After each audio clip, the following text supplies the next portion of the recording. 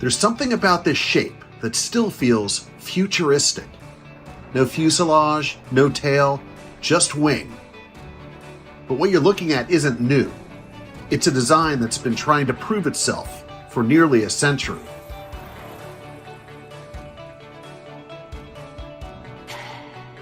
This is the Northrop N9M, a small experimental aircraft built to answer a very big question. What if the most efficient airplane was nothing more than a wing? That question didn't stay small for long. By the end of World War II, it had grown into something massive. The YB-35, a bomber unlike anything the world had ever seen. No tail, no compromises, just pure flying wing. And decades later, the idea would finally come of age. The B-2 Spirit, a design once considered radical, now defined the future of air power. Long before stealth bombers were even a dream, a podiatrist named Dr. Cloyd Snyder was chasing an unusual idea, inspired not by bird, but by the shape of a shoe insert. In 1932, launched by car and guided more by curiosity than certainty, it was one of the earliest attempts to answer a question engineers were just beginning to ask. Could an airplane be nothing more than a wing?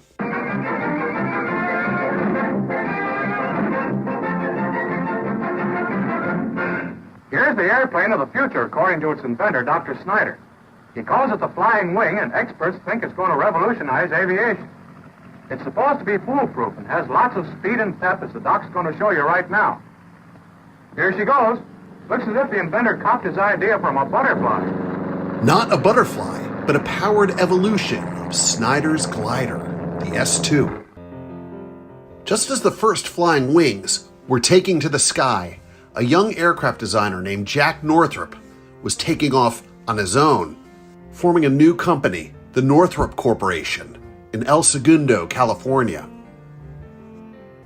Born in Newark, New Jersey, and raised in Santa Barbara, California, Northrop came of age just as aviation itself was being born.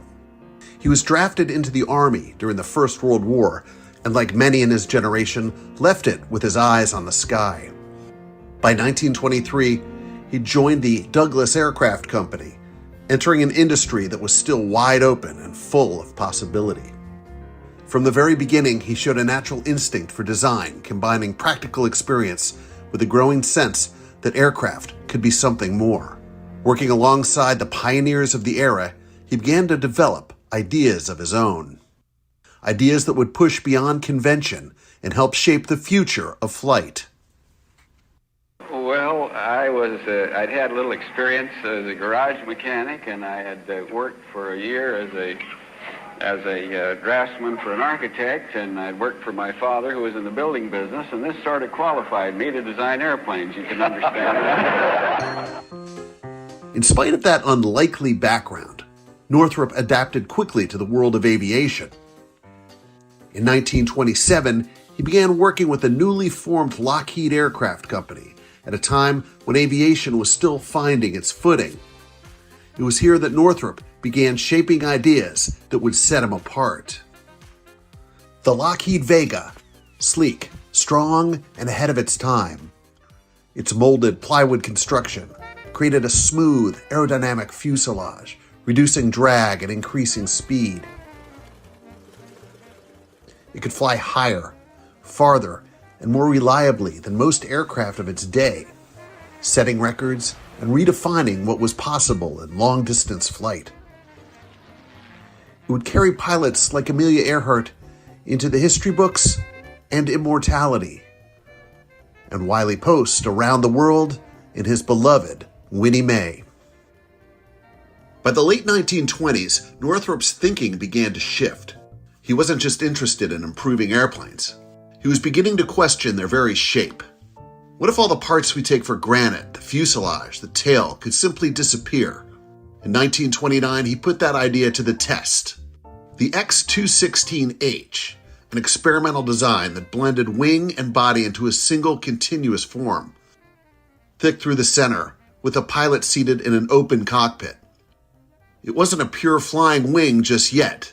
Twin rudders, mounted on booms, still extended out the back. It was unconventional and unproven.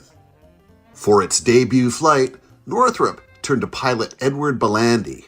Well, Mr. Bellandy, this plane is quite a little different than those you've been used to flying. Wings are all metal and plenty heavy enough and strong enough so that a person can walk all over them almost anywhere. Very interesting. All right, Eddie? Well, if you're all set, let's go.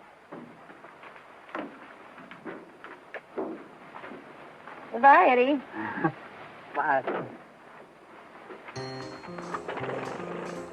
In the air, the X-216H proved the idea had potential. It was stable, controllable, and unlike anything else flying at the time. But it was still an experiment, and the path forward was far from certain. For Northrop, innovation alone wasn't enough. While the flying wing continued to evolve, he knew he also had to succeed in the real world of aviation. This meant building aircraft that were commercially successful. So alongside his radical designs, he developed fast, efficient, conventional aircraft. Among them, the Northrop Gamma, a sleek, high-performance machine built for speed and distance. In 1936, Howard Hughes flew a Gamma from Los Angeles to New York, breaking the transcontinental record, proving the Northrop designs could deliver on the world stage. New York, millionaire, movie producer, and record-breaking aviator Howard Hughes. In his Northrop plane with the Wright Cyclone engine, he spanned the continent in 9.5 hours, breaking all records. By the mid-30s, Northrop had his own company and a growing reputation. But even as business grew, he never lost sight of the flying wing. Northrop decided to move ahead with his biggest dream, and that was to build a pure flying wing airplane. And the result of that was in the late 1930s, an airplane called the N1M. And that was the very first pure all-wing airplane built by anyone here in the United States that was to fly with any degree of success. Northrop approached it methodically, starting with drawings and refining the shape into a true flying wing. Compact, experimental, built to see if the idea could really work. The experimental N1M had a broad, swept wing and no conventional fuselage. The pilot, engines, and controls all blended into the wing itself.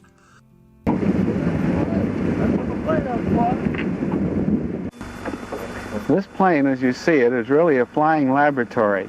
And in the present arrangement, it represents one of 15 or 20 different configurations that we've tested in about 200 flights made to date.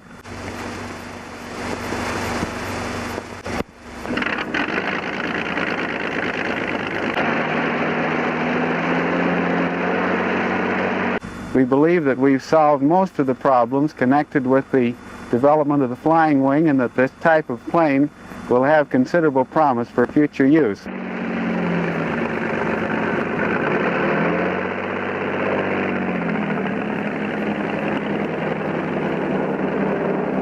I'm back up. Back up.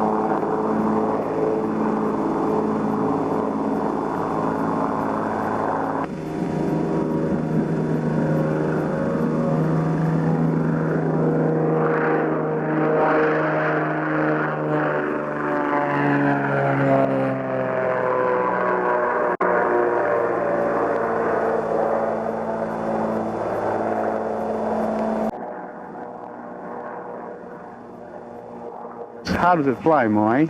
Well, Jack, it flies as well or better than most conventional planes that I've flown, and its handling characteristics are perfectly normal. The feel is exactly that of a good conventional airplane. That's fine. He had been farsighted enough in the design of the N1M to create it so that it had a lot of flexibility. And when I say that, as an example, the wings were pivotable. They actually had at the root sections, they were designed so that he could change the sweep angle at his beck and call. He literally could disassemble part of the airplane. He could change the leading edge sweep angle, let's say 2 or 3 degrees, bolt everything back down, and then take the airplane and flight test it and see if that made any difference in the quality of flight. He had that same option on the wing tips. But through the course of his flight test work with this aircraft, he discovered, when all was said and done, that the airplane was most stable with basically a straight line from wingtip to wingtip. The N1M's power came from 2 4-cylinder Lycoming engines, just 65 horsepower each, buried inside the wing to reduce drag. By the summer of 1940, the aircraft was ready to go. At Baker Dry Lake in California, Northrop's Flying Wing sat poised for its first true test. A handful of film crews were there, ready to roll, capturing the moment few quite knew what to make of. At the controls was test pilot Vance Breeze. A plane of unusual interest is demonstrated at Rosamond Dry Lake in the Mojave Desert. It is the latest model of the Northrop Flying Wing. Developed from designs originated by Mr. Northrop in 1923, this bat-like plane is devised to use all its service for useful lift. The elimination of non-lift elements such as tail and fuselage is what does the trick. The Northrop Corporation estimates that general application of this principle would result in speed increase up to 100 miles an hour with no extra power. And it is thought that this design will make construction 30 to 40% cheaper. It may revolutionize airplane engineering. As the test program continued, Northrop test pilot Moy Stevens took over the controls. The N1M entered its next phase. Early tests showed it was stable and controllable, but overweight and underpowered. Also, flight could only be sustained by holding a precise angle of attack. As flight tests continued, Northrop made improvements to stability and control. Elevons, combining the roles of elevators and ailerons, allowed the aircraft to climb, descend, and bank without a tail. And at the wingtips, split surfaces acted as rudders, helping to stabilize and steer the aircraft in flight. Even the downward angled tips themselves were part of the experiment, later straightened as the design continued to evolve. With the N1M, Jack Northrop had proven his concept. But with war clouds gathering across Europe, the U.S. military was about to demand much more. In 1939, Germany invades Poland, a lightning war, fast, coordinated, and devastating. Then came the Low Countries, Belgium, the Netherlands, and soon after, France. And Britain stood next, alone and in the crosshairs.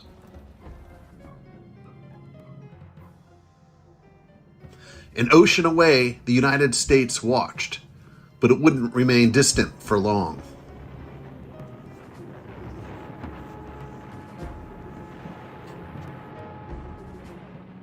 It became apparent to the Army Air Corps and its parent, the Air Force, that sooner or later we were going to have a very large bombardment aircraft that was capable of covering enormous expanses of water and land. And the end product of all of that was a competition for an intercontinental range heavy bomber. In 1941, before the United States entered World War II, Northrop was commissioned to develop a long-range bomber. Building on the success of the N1M, Northrop argued that a true flying wing could reduce drag and eliminate unnecessary weight. The result, he argued, would be faster, more efficient, and capable of flying farther than anything before it. but what the military wanted would have to be much larger than the N-1M. A long-range bomber, capable of carrying 10,000 pounds of bombs on a 10,000-mile round-trip mission. An aircraft designed with a single purpose: to strike Nazi-occupied Europe, even if Britain were to fall. On December 7th, 1941, Japanese forces struck Pearl Harbor, devastating the U.S. Pacific Fleet. In a matter of hours, the United States was at war. Almost overnight, American industry shifted into overdrive. Factories expanded. Production lines accelerated. Aircraft rolled out in numbers never seen before as the nation raced to build the air power it would need to fight a global war. Amid that surge, Northrop's new long-range bomber program, designated the XB-35, was moving forward. But before a massive flying wing could take flight, it would have to be proven. The answer was the N-9M, a 1/3 scale aircraft built to test the aerodynamics, handling, and performance of the flying wing concept. With a 60-foot wingspan, it would serve as a critical stepping stone, gathering data, refining the design, and preparing pilots for an aircraft unlike anything they had ever flown. The four N-9Ms were extraordinary because they incorporated all of the design advances and improvements and discoveries that had been made with the two predecessor aircraft, the N-1M and the Aviation. They were very clean, aesthetically very pleasing aircraft. There were four N-9s built, and there were many little subtle differences between those four aircraft. All of these configuration differences allowed him to test a variety of different options with the basic flying wing configuration. The aircraft were originally powered by two 290 horsepower Monesco C6S-1 Buccaneer inverted air-cooled straight-six engines driving twin-bladed propellers. N-9M work concentrated heavily on establishing the criteria for the flight control systems on these aircraft. What you had primarily was a combination control surface, which was called an elevon, and that was the combination that would normally be input by elevator and also the control forces that would be put in by an aileron. So Jack Northrop, along with his engineering staff, had to come up with a flight control system that to the pilot, when he got in the cockpit, everything looked normal. In the air, the N-9M began to reveal both the promise and the problems of the flying wing. Engine reliability was a constant challenge, limiting flight times and complicating testing. Just 6 months into testing, tragedy. During a flight, the test pilot experienced a control reversal while attempting to recover the aircraft from a right-hand 60-degree nose-down spin. The plane crashed, killing one of Northrop's most experienced pilots. But the program moved forward. A replacement aircraft, the N-9MB, was built, featuring more powerful and more reliable engines. Across multiple aircraft, the N-9M program explored new ways to control a tailless design. Drag rudders placed along the wing helped manage yaw, refined control systems, improved stability, and gave pilots greater confidence in the air. Each variation brought the design closer to something that could be scaled up into a true long-range bomber. By the end of the war, the N-9M had done its job. Before it was retired, guest pilots had the chance to fly the prototypes. One of them, Captain Glen Edwards, is quoted as saying, "The airplane flew surprisingly well, was more stable, and handled far better than most would expect." Records are vague about the end of the program, but it's believed the last flight of an N-9M took place in late 1946 or early 1947. Of the 3 remaining N-9M aircraft, 2 were eventually lost to time, but there was one survivor. The N-9MB, built in 1943, the 1/3 scale aircraft that had helped prove the flying wing concept, had sat silent for decades, a relic of an idea once ahead of its time. Back in 1982, in Southern California, a group of volunteers set out to bring it back to life. At the Plains of Fame Air Museum in Chino, alongside former Northrop engineers and enthusiasts, a restoration began. It would take years, but the aircraft was rebuilt and restored. Its structure strengthened, its purpose renewed. What had once been an experimental testbed was ready to take flight once again. The restored aircraft was powered by two 300-horsepower Franklin Flat 8 air-cooled engines, using a unique fluid converter to dampen vibrations.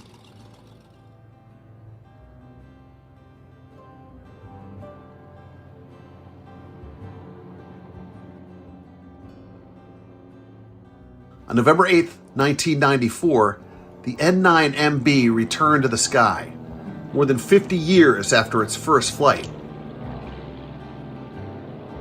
Pilots and spectators alike could finally see what Jack Northrop had imagined.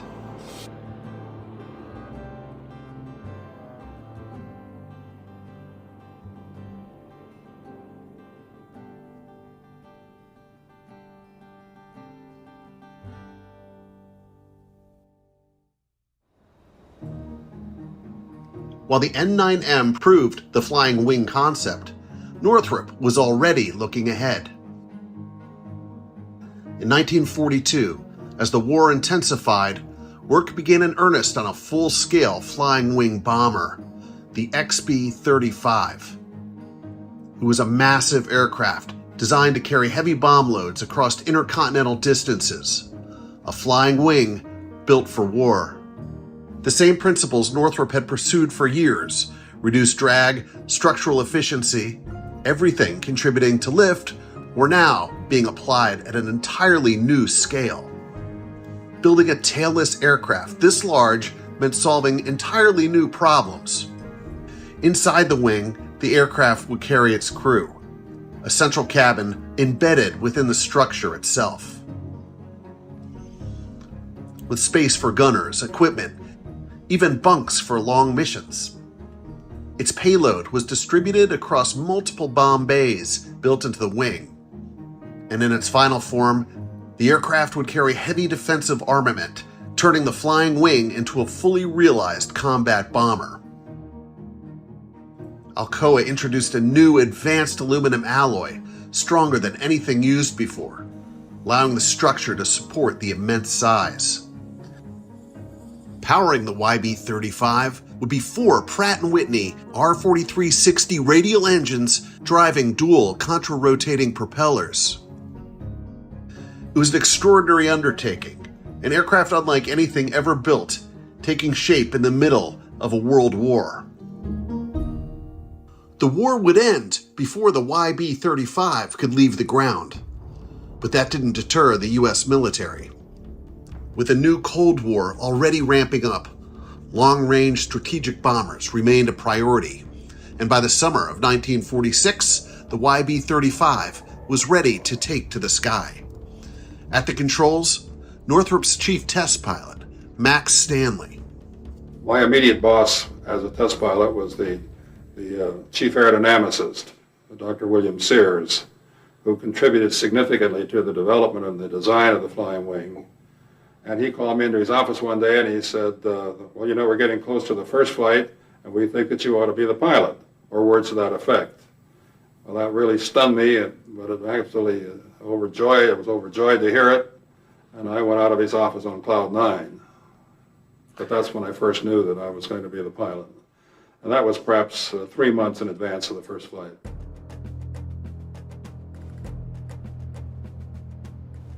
In June of 1946, the XB-35 finally took to the air. A 45-minute flight from Hawthorne, California to Muroc Dry Lake in the desert.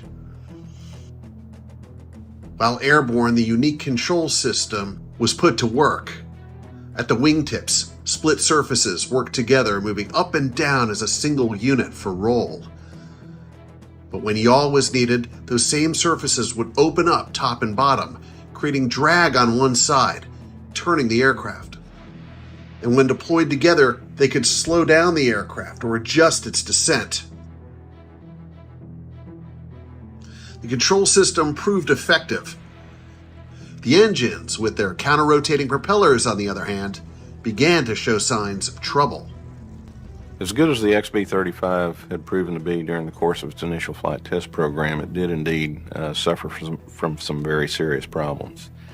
One of the biggest was the propulsion system, not necessarily with the engines, but with the very large, effectively 8-bladed contra-rotating propeller assemblies on the trailing edges of the wings. Contra-rotation gearboxes simply had not been perfected by the end of World War II. There were a number of airplanes flying with contra-rotating propellers, but they did so at some risk. Contra-rotation systems are very complicated. It's very difficult to keep them cool. Gear designs are critical. Metallurgy becomes an important issue. Strength factors are extremely critical, and the B-35 effectively fell victim to that. The first problem was that the engines and propellers had never been fully tested together before being handed off to Northrop.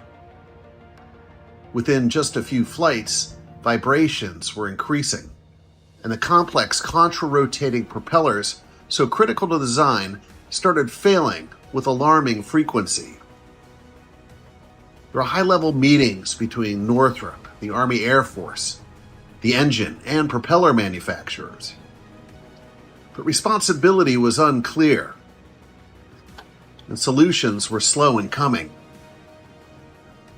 Finally, issues with the aircraft's driveline got so bad that Jack Northrop himself grounded the XB-35s until the government fixed the propulsion system. Faced with mounting challenges, Northrop began to look around for alternatives. At the same time Northrop was developing the Flying Wing, another long-range bomber was taking center stage, the Convair B-36. Built to the same demanding requirements, carrying heavy bomb loads over intercontinental distances, B-36 designers took a more conventional approach. Massive fuselage, long straight wings, and proven systems. Powered by 6 Pratt & Whitney radial engines, it avoided the complex contra-rotating propellers that plagued the XB-35, and in doing so, sidestepped many of the problems Northrop was still struggling with. Despite ongoing efforts, the engine problems persisted. Vibrations, failures, and no clear fix. But just as the program was beginning to stall, a new technology was emerging. One that was about to change everything. Fortunately, what was coming down the pike at about this same time were two things. Number one, the option of converting from a piston engine to a turbine engine, pure jet in other words, or going to a turboprop configuration wherein you utilize a jet engine to turn a gearbox assembly, which in turn drives the propellers. Well, the final decision was to go straight to a pure jet, and the result of that was an all-jet version of the airplane. With the dawn of the jet age, Northrop's engine problems became a thing of the past. 2 of the XB-35 airframes were redesigned and fitted with 8 Allison J-35 jet engines. The updated aircraft was designated the YB-49. The B-49, as a jet-powered airplane was designated, was essentially the identical airplane to the B-35 except for the power plants and for the installation of 4 small vertical fins. These were to provide an element of directional stability that was previously provided by the propellers and the propeller housing shafts. With the move to jet power, everything changed. 8 Allison J-35 motors, eliminating the complex drive systems and the vibration that had plagued the YB-35. The YB-49 look was just cleaner. It'd be faster and far closer to what Northrop had envisioned from the beginning. A true flying wing, now powered by the technology it had been waiting for. At the controls, test pilot Max Stanley, one of Northrop's most experienced pilots, tasked with bringing the jet-powered flying wing to life. On October 22, 1947, the YB-49 made its first flight, setting off from Northrop's airfield in Hawthorne, California. Almost immediately, it proved more promising than its piston-powered predecessor. At last, Northrop's ambitious flying wing was back on track, for now. The B-49 was an absolute joy to fly. And it was my first experience. As a matter of fact, it was the first experience of most people for a jet, flying in a jet airplane that was large, roomy, marvelous performance, very quiet, very smooth, and it was so much superior in every regard to the propeller airplanes that there just is no comparison. After its initial flights, the YB-49 was sent to Muroc Dry Lake for Air Force pilots to begin testing. Among those assigned, Major Robert Cardenas. At altitude, the aircraft showed real promise. In one test, it remained above 40,000 feet for more than 6.5 hours, an unofficial endurance record. But Cardenas had concerns. At the edge of its performance envelope, he thought the plane behaved unpredictably, even rotating backwards in a stall. It was a warning he passed along to a new arrival in the program, test pilot Glen Edwards.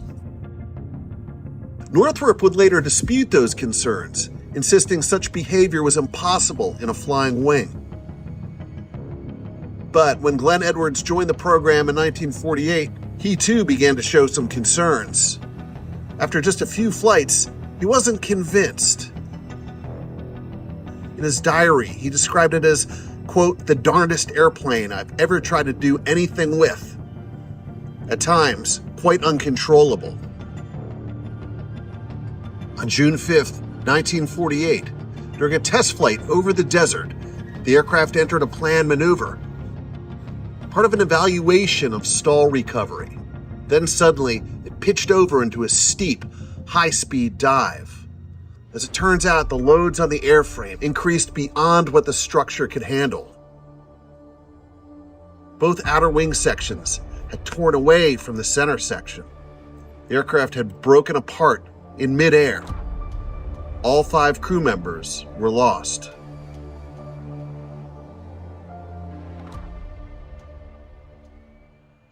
In spite of the tragedy, Northrop's beleaguered flying wing program continued moving forward.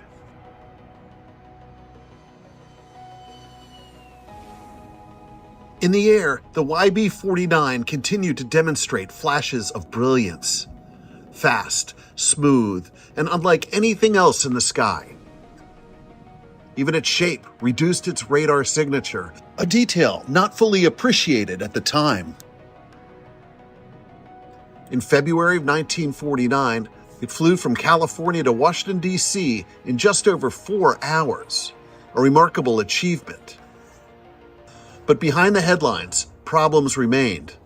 On the return flight, multiple engines had to be shut down, raising new concerns about reliability. And in testing, other limitations became clear. The aircraft had a tendency to drift in yaw, especially in turns or turbulent air.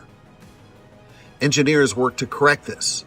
New autopilot systems designed to stabilize the aircraft and damp out those oscillations, promising improvements, but not a complete solution. At the same time, jet power had brought its own trade-offs. Fuel consumption increased, cutting the aircraft's range nearly in half from the YB-35. In a Cold War, where penetrating deep inside the vast Soviet Union was critical, this was a problem. Meanwhile, more conventional designs were proving faster and better suited for the evolving demands of high-altitude, long-range strategic bombing. Despite early interest and even plans for production variants, the future of the flying wing grew uncertain. And yet, for many, the idea still held enormous promise. Not just as a bomber, but something else. A radically different version of flight, one that some believed could shape the future of air travel. Now, a preview of the flying wing transport of tomorrow. The midsection provides ample room for 80 passengers. Spaciousness keynotes the luxurious main lounge, extending 53 feet inside the wing. And future air travelers will really see something. Through the plexiglass windows of the front wing edge, passengers have an unimpaired view of the Earth unrolling thousands of feet below. Coast-to-coast flights in 4 hours may not be too far away. The dorsal tip of the plane provides an excellent vantage point to see the world go by. Snug as bugs in their magic carpet, air travelers can look down on mere Earthlings as the double quartet of mighty turbojets whistle them through space. The sleek Air Leviathan carries more cargo farther, faster, and with less fuel than any comparable plane. And the bar will raise the spirits of those who don't feel high enough in the stratosphere. The Flying Wing has the stability of a fine club. The public quickly accepts all the miracles that science provides. Even skyliners like this will become commonplace. But the giant Flying Wing is more than a super streamlined airplane. It is the fulfillment of scientific vision and symbolizes the practical dreams of science for our world of tomorrow. The YB-49 would never carry passengers, and the dream of flying wing airliners has yet to be realized. But for a brief moment, the Flying Wing had arrived. Fast, elegant, and unlike anything else in the sky. A vision of the future, already in flight. And yet, even as it reached its peak, the program was coming to an end. In early 1950, the remaining aircraft still under development were ordered scrapped. Flight testing ended in March. Just days later, the program was canceled. For Jack Northrop, the Flying Wing was never just an airplane. It was a lifelong pursuit, an idea he carried from his earliest days in aviation. From the first experiments, to the N1M, to the YB-35 and the YB-49, each was a step towards the same goal. But during his career, he would never see that vision fully realized. The aircraft were gone, the program ended, and the idea set aside. In 1976, with his health failing, Northrop reached out to NASA, hoping the idea hadn't been forgotten. NASA's reply was simple. The concept still had merit. Then, close to the end of his life, he was shown something remarkable. A scale model of a new aircraft. The B-2 Spirit. The man with a dream was finally able to look upon the realization of his life's work. 10 months later, Jack Northrop was gone, but his idea was not. The Flying Wing, once dismissed, dismantled, and nearly forgotten, had returned. Not just as a dream, but as the future of flight.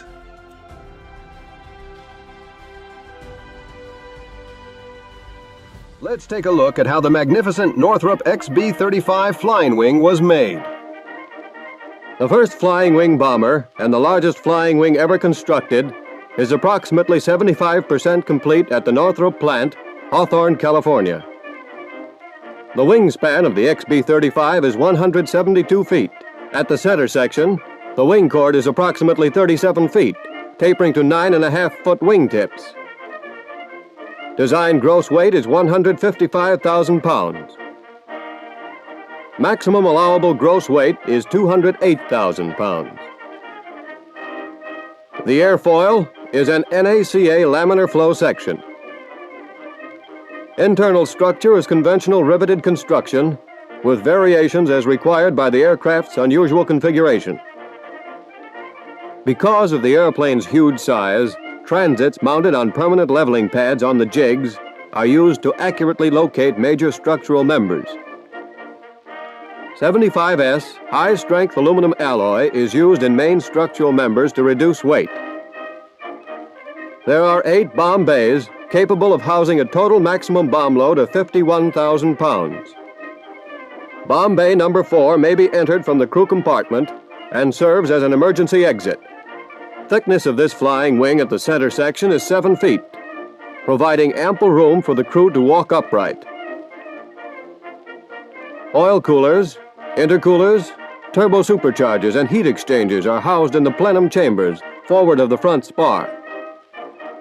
Formation of ice on the wing is prevented by heated air passing through ducts in the leading edge. The largest free-blown plexiglass canopy ever constructed will cover this opening, and provide visibility for the pilot and forward gunner. The workman is entering through the bombardier sighting panel. Total built-in fuel capacity is 10,000 gallons, more than the standard railroad tank car. An additional tank car of fuel can be carried in droppable bomb bay tanks. This tremendous fuel capacity gives the XB-35 a maximum estimated ferry range of 12,000 miles. Landing gear is conventional tricycle arrangement, with the nose gear retracting sideways into the wheel well. The plane is powered by 4 Pratt & Whitney Wasp major engines.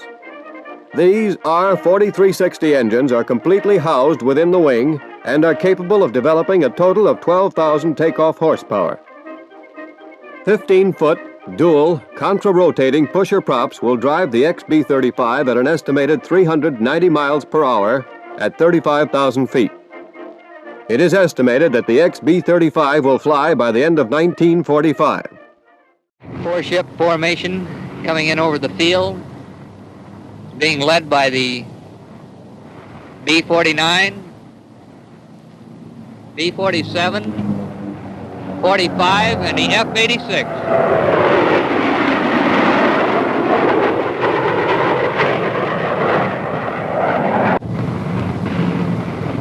Now the Flying Wing, B-49.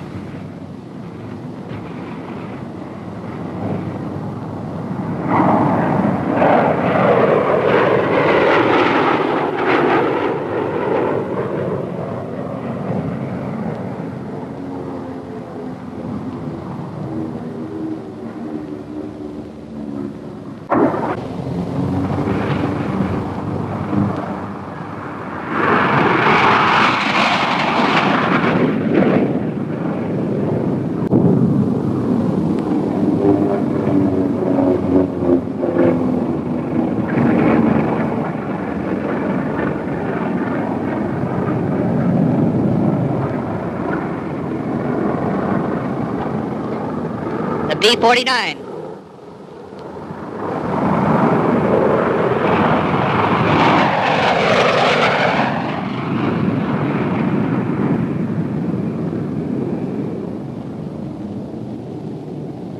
The B-49.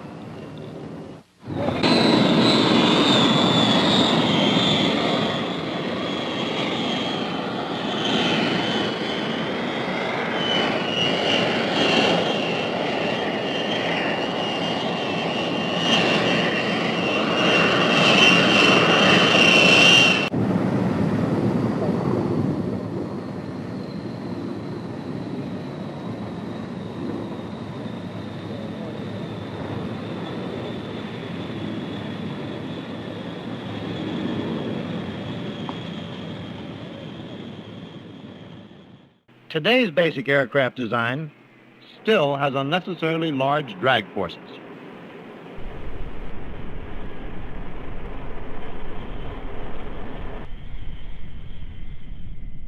We now have an airplane which, due to its increased efficiency, is capable of transporting a given load 25% farther or faster than is possible with an ordinary airplane using the same power. The B-2 Spirit takes the shape of a flying wing, serving as a strategic bomber. Its streamlined and efficient design makes it nearly undetectable by enemy radar. Despite being one of the most sophisticated weapons in America's arsenal, its journey to deployment was nearly jeopardized. Jack Northrop, an aviation legend, conceived the idea of the flying wing, turning his inspiration into an all-consuming obsession. When persistent design issues led the military to discard his prototype as scrap metal, Jack Northrop retired, deeply disheartened. Nevertheless, the vision of the flying wing that he passionately pursued persists. Featuring a striking black wedge shape spanning 172 feet from wingtip to wingtip, the B-2 Spirit resembles a futuristic bird of prey more than any other human-made object in the sky. It boasts an impressive payload capacity of 40,000 pounds, capable of carrying conventional or nuclear weapons to any target worldwide. Its unique ability to attack with pinpoint accuracy while maintaining near invisibility to enemy radar sets it apart. This revolutionary aircraft stands as the latest addition to a lineage of U.S. nuclear intercontinental bombers dating back to the Cold War's inception in the late 1940s. The B-36 Peacemaker, the initial and largest among these planes, was chosen for production over the direct predecessor of the B-2, the YB-49. The narrative of these two aircraft, one colossal and conventional, the other sleek and a flying wing, is steeped in competition, controversy, dreams, and disappointments, reflecting the vision of a pioneering aviator who envisioned the flying wing as the shape of the future. The visionary figure was none other than Jack Northrop. Jack Northrop firmly believed in the principle that if something is both efficient and beautiful, it is right. This philosophy infused a sense of velocity into every aircraft he designed. Commencing his career at Lockheed in 1919, Jack Northrop's passion for creating the perfect airplane led him through pivotal roles at Douglas, Boeing, and eventually his own company. His peers respected him and considered him one of the design geniuses of American aviation. Donald Douglas mentioned that there's a little bit of Jack Northrop in every American airplane that's been designed. When you walk around the United States Air Force Museum, you see the little influences of Northrop. You can actually see the imprint of the man's work. We have an A-17, and his name is just stamped all over this aircraft. It's a gorgeous airplane to begin with, and it shows a certain degree of sophistication that some of the other designers weren't quite there yet. One of Northrop's groundbreaking contributions to aircraft design was the introduction of the all-metal monocoque fuselage. This innovation eliminated the need for drag-inducing wing supports like struts and wires. We have in our collection a Northrop Alpha, and it was the first monocoque aircraft built by Northrop. It was very unique. It was used for carrying passengers like an airliner, and then later on when what they call a CAA said that we needed a multi-engine aircraft for airliners, it was relegated to carrying the mail. All-metal, monocoque structured airplane, very well built. In the 1920s, Northrop Company played a pivotal role in designing the Spirit of St. Louis for Charles Lindbergh. Additionally, they crafted the first all-metal low-wing fighters for both the Navy and Army Air Corps. Northrop's influence extended to the design of the Lockheed Vega, a highly successful aircraft flown by aviation pioneers Wiley Post and Amelia Earhart in the 1930s. The profits from this venture fueled his ambition to pursue a project he had dreamed of since adolescence, the flying wing. The flying wing concept, ingrained in nature itself, is a timeless design observed in various forms, from birds and sea animals to wind-borne seeds. Some aviation pioneers of the early 20th century were inspired by these examples, designing flying machines that attempted to emulate the wing-like aerodynamic shapes they observed in the natural world. Jack Northrop's fascination with the shapes of nature was deeply rooted in his upbringing in Santa Barbara, California. Observing the graceful soaring of seagulls above the local beaches inspired him to delve into the study of flight. During this time, he began sketching airplane designs, predominantly centered around one large wing. Aligned with the ideas of his predecessors, Northrop envisioned that such an aircraft, characterized by a prominent wing, could be significantly lighter and more efficient than traditional designs. It's aerodynamically sounder. You don't need a stabilizer.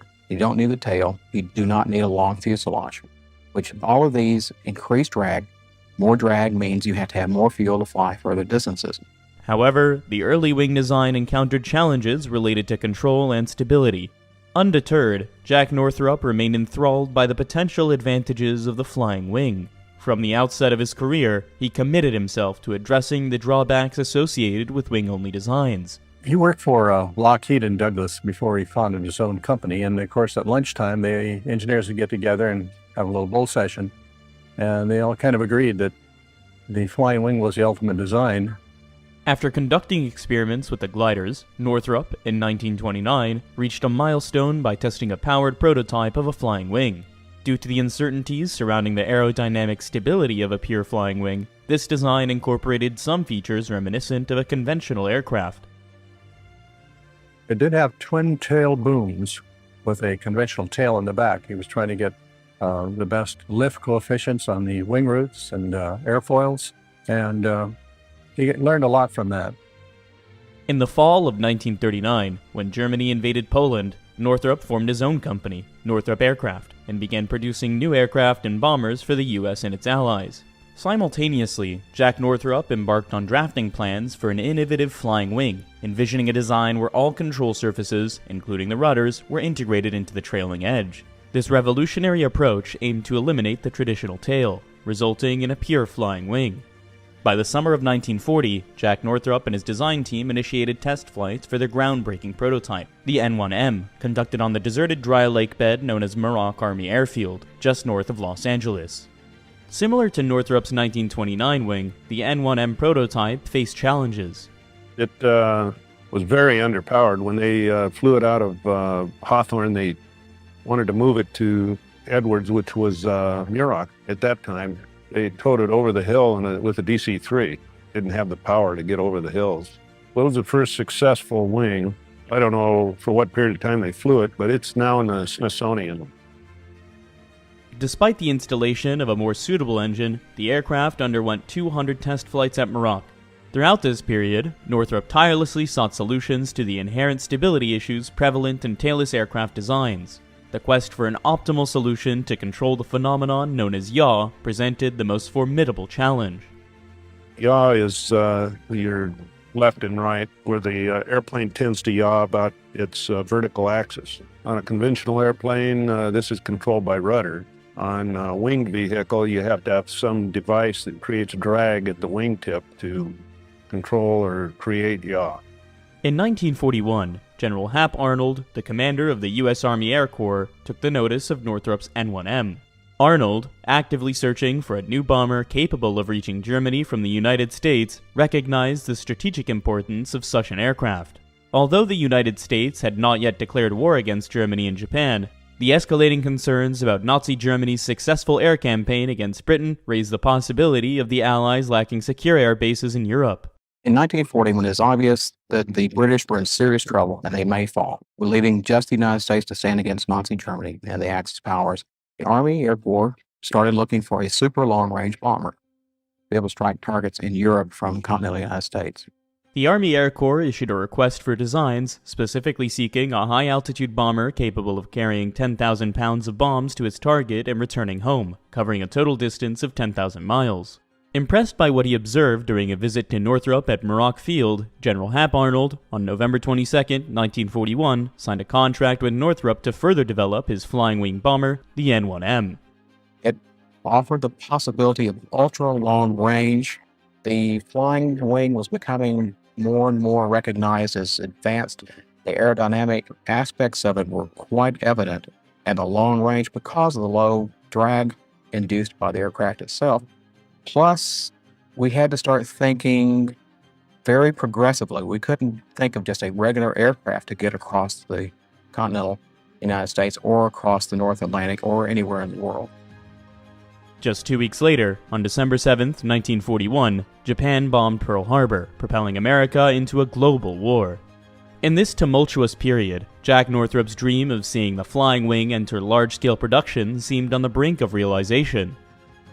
The surprise attack on Pearl Harbor prompted the United States to declare war against the Axis powers and injected a renewed sense of urgency into the development of Jack Northrop's flying wing superbomber, the B-35.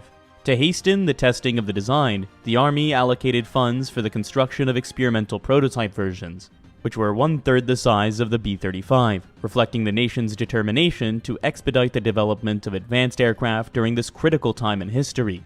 Looking like something out of a Buck Rogers matinee, these aircraft, with the designation N-9M, first took flight in December 1942. The fully restored N-9MB, currently the sole flying example, occasionally graces the skies near its home at the Planes of Fame Museum in Chino, California. The wingspan of the B-35 was 179 feet. This is roughly 60 feet. So it's 1/3 scale. Same airfoil, same sweep, same dihedral, just scaled 1/3. The thrust center line of the two engines replicates the center line thrust of the four engines on the B-35, and the thrust to weight ratio is roughly the same. Among its numerous innovations, the Northrop N9M holds the distinction of being the first aircraft equipped with hydraulically boosted flight controls.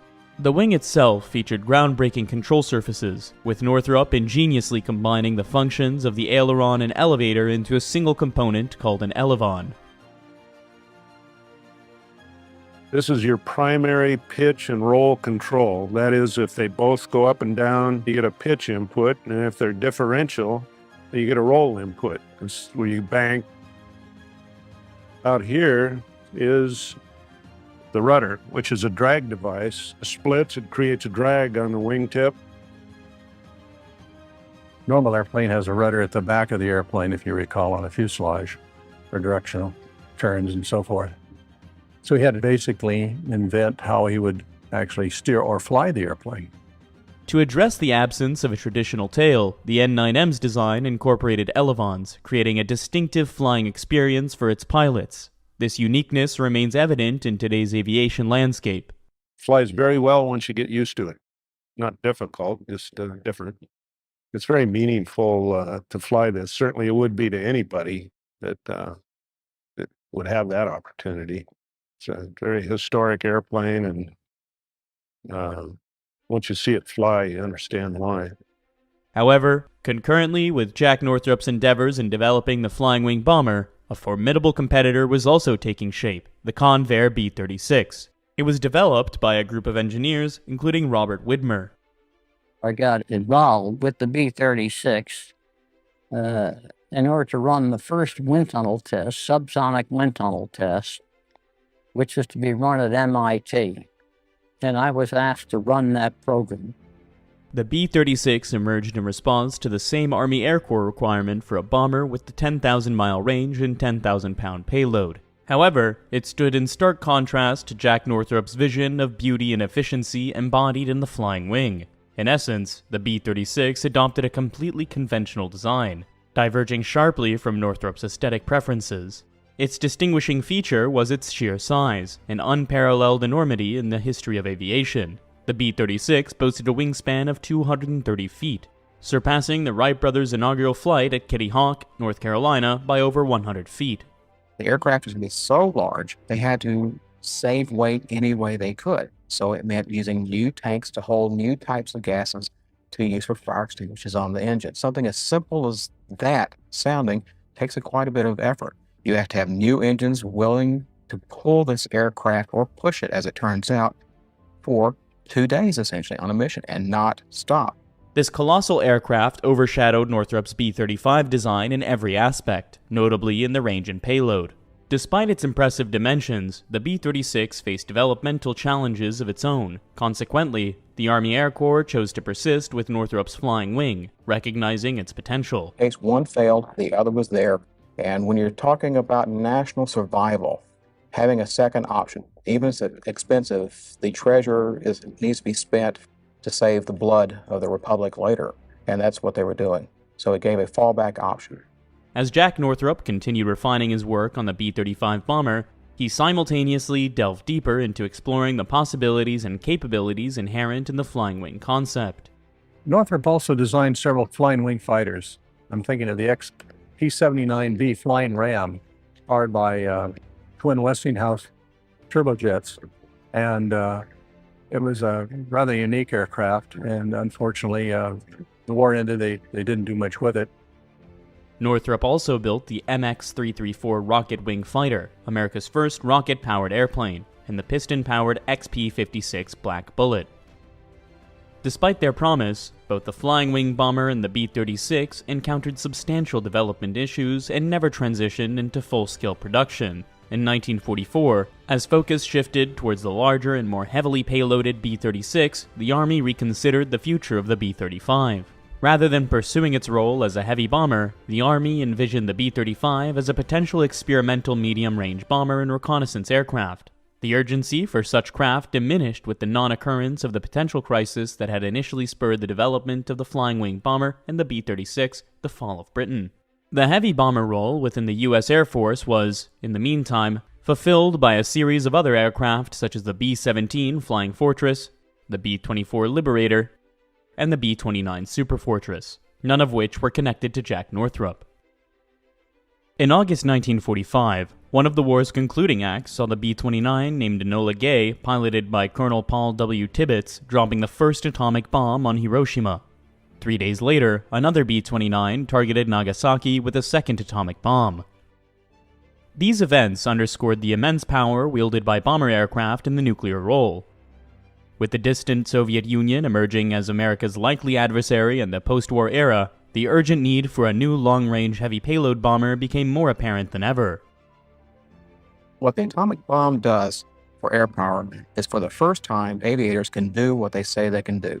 They can take out a strategic target, because now they don't have to send 1,000 planes across to do one job and go back. Now, one aircraft, one bomb, can take out an entire industrial complex or an entire city if it's necessary to do so.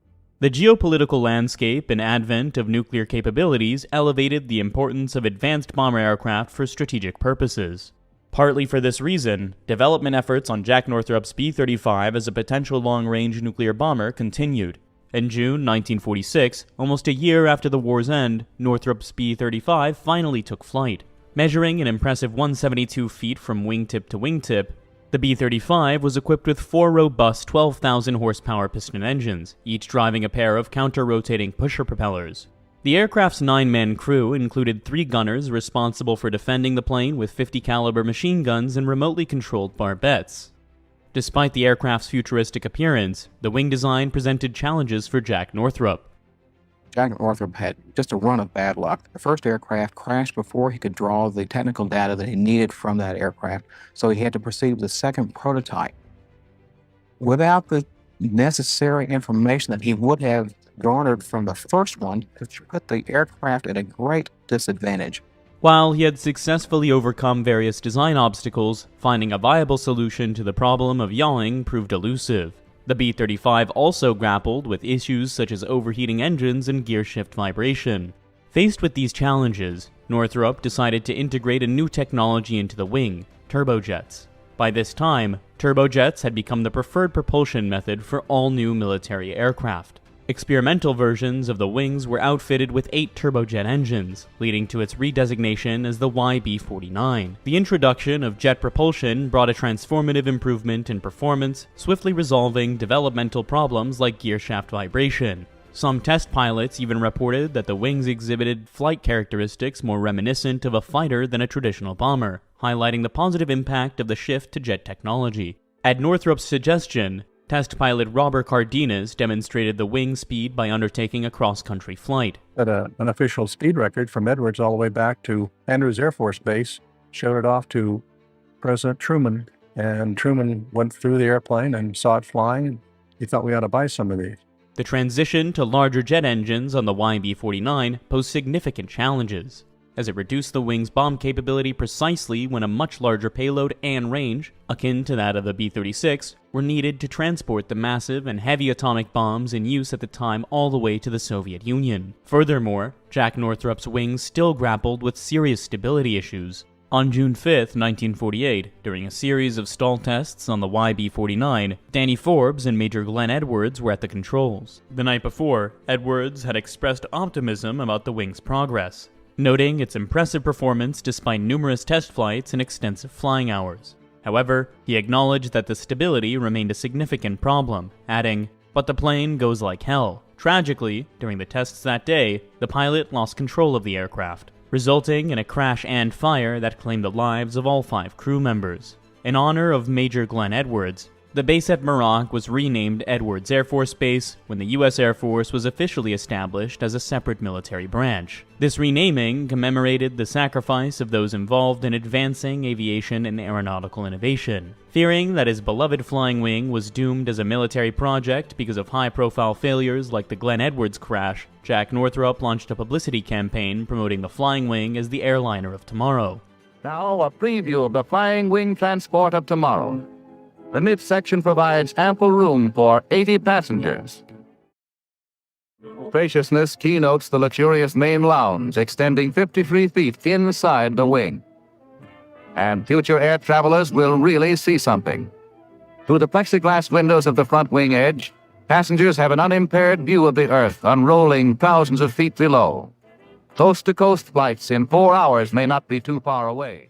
Despite earnest efforts, no civilian air service expressed interest in the Flying Wing, leading to the U.S. Air Force's decision to cancel Northrop's contract in 1948. Instead, they opted to proceed with the Convair B-36. The cancellation of the Flying Wing project remains a contentious decision, with accusations of political bias favoring Convair mingling with the concerns about issues with the YB-49. Critics argued that political considerations played a role in the decision-making process, but undeniable were the significant stability problems inherent in the Flying Wing design. Many viewed the YB-49 as unstable both as a bombing platform and a long-range reconnaissance aircraft.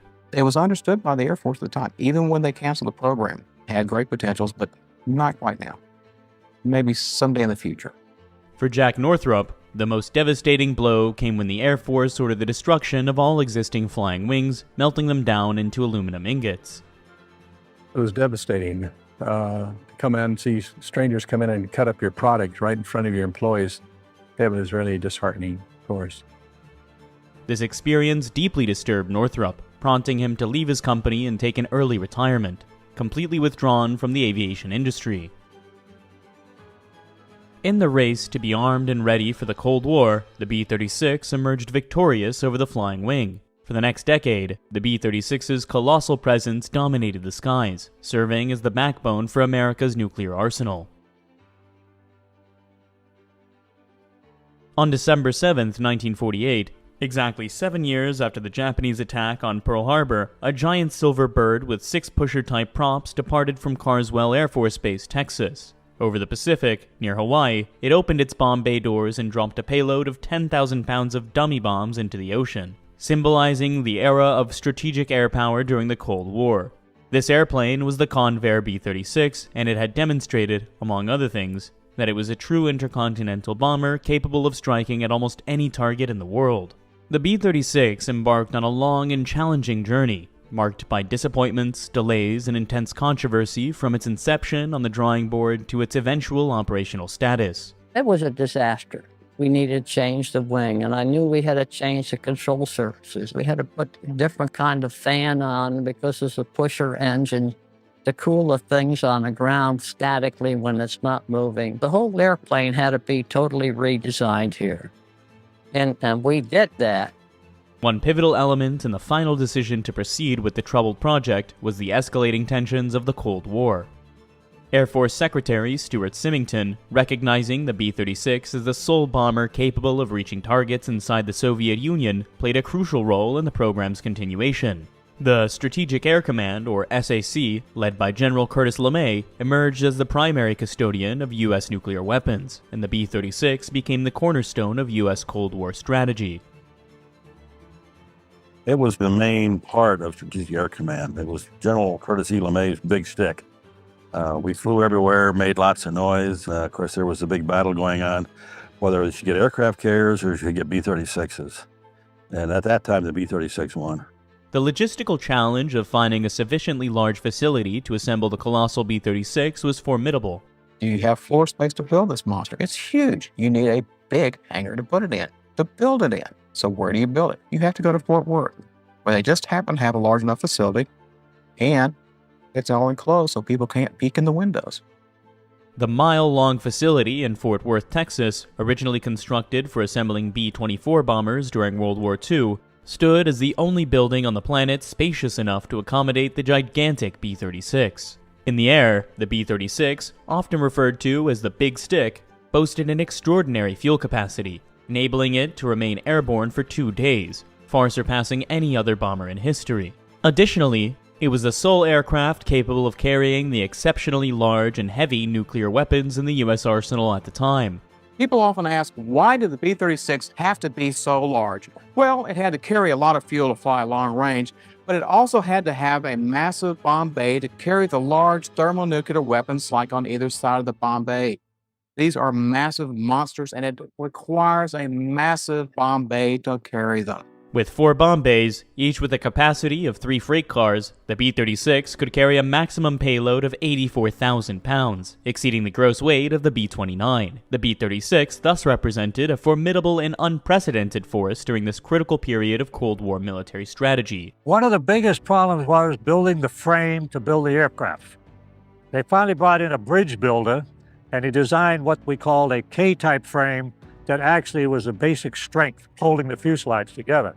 Designing adequate landing gear for the 210-ton plane also posed unique problems. When it was first designed, the B-36 wheel was the largest aircraft tire in existence in the United States at the time. This had problems. First, the weight of the wheel itself. It could push through any concrete runway at the time, except for a very few within the United States. The planners came up with a 4-wheel design, like on a B-36 that you'll see over here. This aircraft had 4 wheels. First, it lowers the risk if one tire goes out, the plane won't crash on takeoff or landing. Also, by spreading the weight out over 4 tires, it increased the number of runways that the B-36 could operate with. The original design of the B-36 featured 6 28-cylinder, 4,360 cubic inch turbo-supercharged radial engines, each rated at 3,500 horsepower. However, reaching the promised service ceiling of 40,000 feet posed a formidable challenge, and the top speed of the bomber barely reached 230 miles an hour. Critics raised concerns about the B-36's vulnerability to enemy fighters, particularly the new Soviet MiG-15. The slow-flying bomber was considered by some as a sitting duck, leading to accusations of being a billion-dollar boondoggle. In 1950, congressional hearings were held, sparkling a scandal known as the B-36 affair. Both Convair and the U.S. Air Force underwent investigation. The controversy further intensified as part of the heated debate between the Air Force and the Navy over which service should control the U.S. nuclear mission in 1951. Efforts to address some of the B-36's issues led to modifications in the form of adding a pair of J-47 turbojet engines under each wing, employing the slogan 4 burning and 6 turning. This modification significantly improved the Big Stick's performance, boosting its top speed to over 400 miles an hour and nearly doubling its rate of climb. With these enhancements, the modified B-36 could operate at higher altitudes than most fighters in the thin atmosphere at those elevations, offering an improved and more formidable version of the aircraft. Some F-100s challenged us, and they were pretty braggadocio about how their airplanes can fly compared to this old hunk of metal here. 4 of them came in on us into a sharp turn. The guys that turned with us all stalled out and went down a little bit and didn't get us. The B-36 featured retractable, remotely fired turrets with 20mm cannons located at the top, bottom, front, and rear of the aircraft, establishing it as the more heavily defended bomber in existence. We were quite well protected if we had fighters coming in on us. We could put a good screen of lead out there. A distinctive and unique feature of the B-36 was the pressurized tube light passageway, serving as a walkway to move between the front of the airplane and the crew compartment in the rear. The tube was an 80-foot tube from the forward pressurized compartment to the aft pressurized compartment, and it had a little cart like one of these carts you would lie on working underneath a car. And you would get in there and grab a cable in there and then go to the aft compartment. There were doors on both ends so that if one compartment depressurized, you wouldn't be shot out like a cannon. Despite its ongoing controversy surrounding the giant bomber, the Convair B-36 effectively fulfilled its role as a deterrent to nuclear war from 1949 to 1959. At the very time when the American people are most nervous, all of a sudden you have this massive, huge, comforting aircraft. It gives the American people a sense of security that allowed us to think things through more clearly, come to rational decisions. So it's a security blanket for the American people, as well as a deterrent to the Soviets. In 1959, after a decade of service, the B-36 was replaced by the new jet-powered B-52 Stratofortress, another colossal conventional aircraft design. With Jack Northrop in retirement and no other flying wings in development, it seemed like the aeronautical world had moved beyond his dream. It would take nearly 30 years before an aircraft with a strangely familiar shape returned like a boomerang to replace the B-52, the B-2. During the test flights of Jack Northrop's Flying Wing bomber, one of the surprising outcomes was the difficulty Air Force personnel encountered in trying to track the plane on radar. showcasing the aircraft's advanced stealth capabilities. The B-2, inheriting the legacy of the Flying Wing, would go on to redefine strategic bomber capabilities with its stealth technology. The most important reason for this was its shape. The elegance and economy of the wing's design meant that it had fewer surfaces to reflect a radar signal back to an enemy receiver than a conventional aircraft. The characteristics of the Flying Wing, particularly its difficulty to detect on radar, foreshadowed the development of stealth technology. The advantage of using a stealth technology is that you can use this one aircraft to fly in and you can deliver a precision-guided weapon at your leisure. You don't have to worry nearly as much about enemy air defenses. They have to worry about you instead. The quest for stealth technology emerged almost immediately after the introduction of radar during World War II. As radar became a ubiquitous element of warfare, efforts were initiated to find ways to deceive it. Early attempts involved jamming German radar with clouds of tinfoil strips, codenamed Window, which proved highly successful. However, little progress was made in the realm of making aircraft themselves less detectable. The inadvertent success of the Flying Wing in evading radar detection laid the foundation for the deliberate incorporation of stealth technology in subsequent aircraft. The SR-71 and the B-1 bomber were among the first U.S. aircraft to purposefully integrate stealth technology, although it was still in its early stages of development. Interestingly, the advantages in stealth demonstrated by the Flying Wings seemed to be overlooked following the cancellation of the program. It wasn't until the 1970s, with the Soviet air defense network becoming more formidable, that research on stealth design gained renewed impetus. Operating in secrecy, designers developed several prototypes, ultimately leading to the creation of the F-117 stealth fighter. Characterized by its heavily faceted shape, the F-117 reflects radar signals away from enemy receivers, making a significant leap forward in the evolution of stealth technology. The Flying Wing's early contributions to radar evasion became a critical foundation for the advancements that would follow in the realm of stealth aircraft design. But other scientists at Northrop Aircraft, working on an unrelated project in the early 1960s, had determined that the ideal shape for a stealth plane was actually far different than the angular form of the F-117. We had a small group of what we called phenomenologists at the time. They were basically physicists and very bright young people with a wide open mind who became curious about why is it that we can see things on radar? Is there a way of having a shaping that will make it difficult to see? They came up with these shapes, and we were startled and pleased because, lo and behold, the shape they came up with was exactly the shape of a flying wing. In the early 1970s, top-secret development commenced on what would eventually become the B-2 Flying Wing stealth bomber, designed to serve as America's next-generation nuclear transcontinental heavy bomber. Essentially, it needed to be, number one, stealthy for future technologies and future enemy radar systems. It needed to have a large payload capacity. Thirdly, it needed to be precise. Lastly, it needed long range, intercontinental. Similar to the challenges faced by the YB-49 and B-36, overcoming technological problems was just one aspect of the difficulties encountered during the development of the stealth bomber. Initiated during President Carter's administration, the B-2 project faced cancellation in the early days of President Reagan's first term, only to later be revived. Despite controversy, significant technical challenges, and substantial cost overruns, the development of the aircraft persisted. In the spring of 1980, an ailing and wheelchair-bound Jack Northrop visited the Northrop plant, where he was shown models for the future B-2 bomber. Notably, the B-2 was planned to have a wingspan of 172 feet, identical to Northrop's B-35 and YB-49. Touched by the experience, Northrop, who had less than a year to live, expressed, "Now I know why God has kept me alive the last 25 years." 8 years later, on November 22, 1988, the first B-2 Spirit was unveiled at the Northrop Site 4 facility in Palmdale, California. During the event, as the doors opened, Northrop President and CEO Thomas Jones made a spontaneous announcement, marking a significant milestone in the realization of Jack Northrop's enduring vision.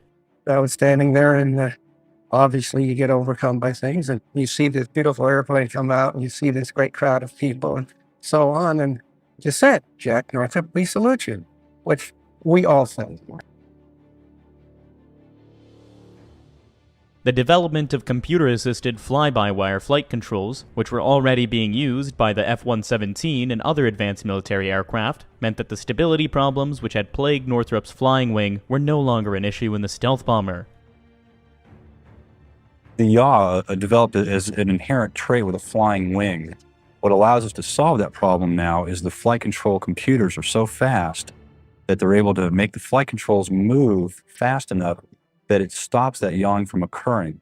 Conventional airplanes, early on, you physically would pull on the control stick, and it would move a series of cables and bellows and pulleys to make it all work. What fly-by-wire now does for us is allows the pilot to move the stick, and now computers take care of all that mechanical control, and it sends a computer signal out, just like calling on a telephone. The aerodynamic efficiency inherent in Northrop's Flying Wing design paid dividends in the B-2 by allowing its engines to operate at lower power settings, contributing to a quieter operation of the aircraft. Notably, the grandson of the pilot who flew Enola Gay on the world's first nuclear mission is one of the pilots of these remarkable aircraft. When you look at it, you don't really see any engines. You see a couple of small intake holes on the front, a couple of small exhaust holes on the back, and that's about it. All of that works together to help reduce the signature and make the airplane more stealthy. Another key factor in the B-2's stealth compatibilities lies in the use of graphite composite material, which effectively absorbs radar energy. Maintaining a completely smooth surface on the airplane is also crucial in achieving optimal stealth characteristics.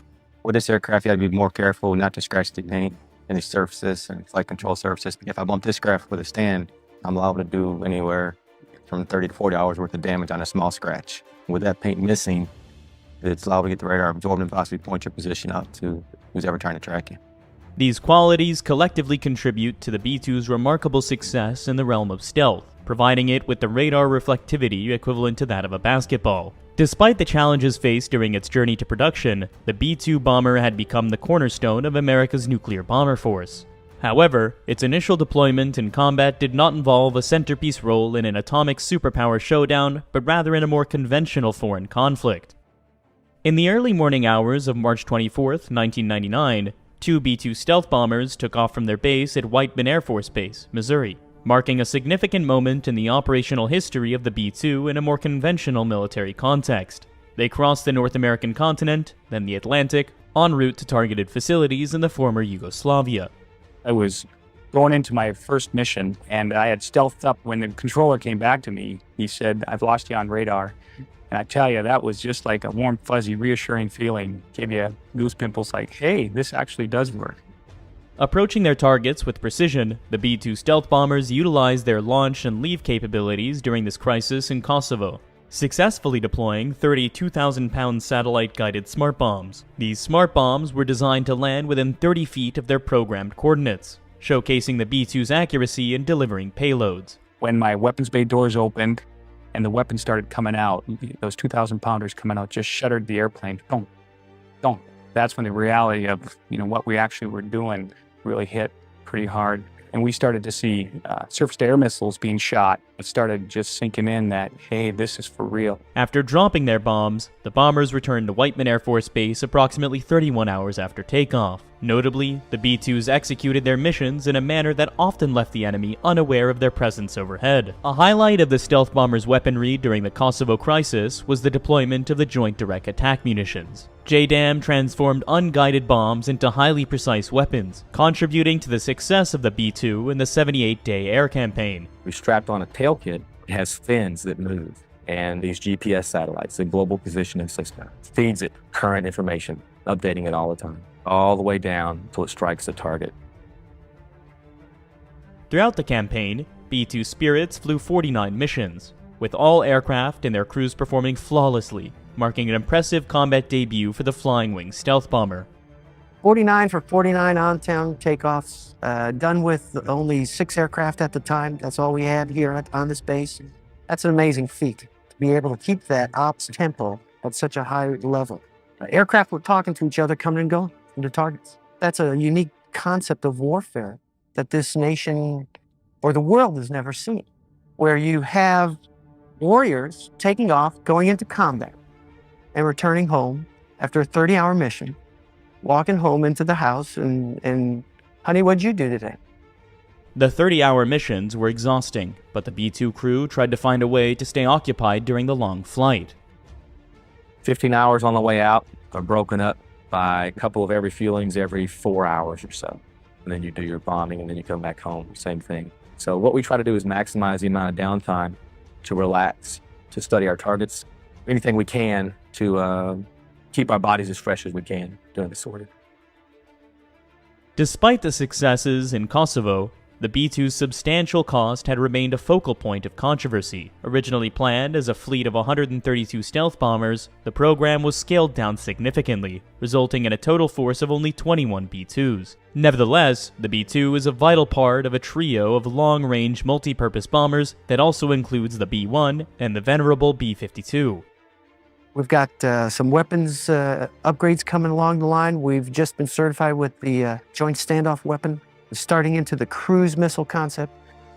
So the B-2 can actually, if it has to, fight its way into a target area by launching cruise missiles and then delivering the JDAM, Joint Direct Attack Munition, which is extremely accurate. With the B-2, you can go out, you can fly long distances, you can destroy targets within tens and sometimes ones of feet with precision weapons through any kind of weather that's out there. So if no one else can fly that night because the target area is socked in, here comes the mighty B-2 with its precision-guided weapons that doesn't need any assistance, comes in, delivers its weapons, and goes back home. That's why you need the B-2. With our stealth capability, it allows us to be first in and create holes in the defensive environment that the conventional airplanes can now use to strike effectively. The B-2 is capable of getting in there first strike and basically putting the lights out. The B-2 is definitely a long-term aircraft. The design is proven. The concept behind the design will last for a very long time. And its airframe, again, is just a very simple design that is so effective. The B-2, proven in combat with its advanced stealth technology and versatility as both a nuclear deterrent and a multi-purpose bomber, is likely to remain a key element of the U.S. global military strategy for decades to come. When you see the B-2 fly over and give you that profile of the flying wing, it is a stylish aircraft. It just shows efficiency mixed with style. I think the legacy of Northrop is to point the way to the future so that engineers today and in the future can look at what this man did and can move forward and take the United States into new technological realms in aviation. However, despite the extraordinary success of the B-2, Jack Northrop's dream of fulfilling the skies with graceful flying wings has not yet been fully realized. Various challenges, including the expense and complexity of the computerized control systems needed for the flight stability, continue to impede the broader commercial acceptance of the flying wing concept. Nevertheless, as futuristic wing-like designs are once again being developed around the world, there is still a possibility that Jack Northrop's version of the flying wing, or something very much like it, could still represent the shape of things to come in aviation.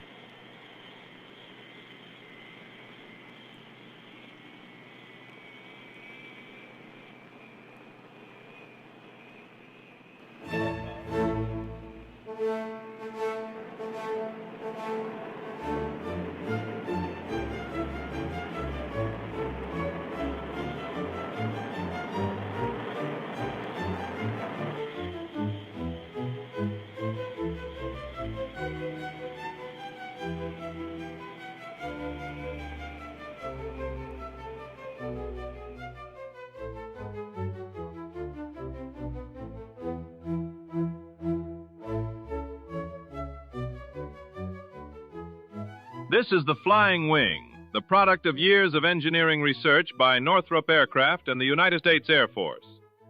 Today, it is the latest answer to aviation's demand for more speed, more range, and greater efficiency of operations.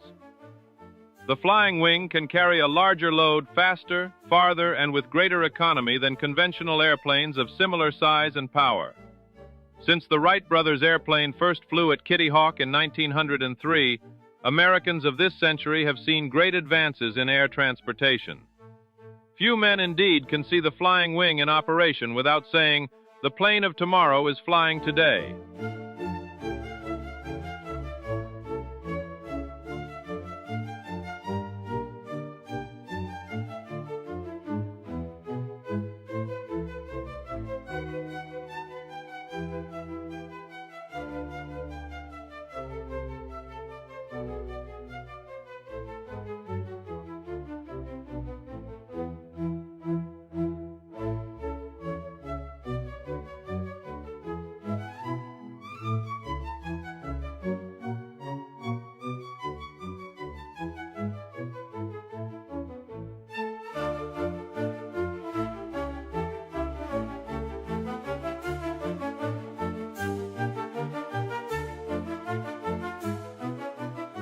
Since man first learned that mechanical wings could carry him into the sky, airmen have dreamed of the ideal airplane, one of maximum efficiency, in which every exposed surface would have the greatest possible useful purpose, contributing to the lift of the flying machine.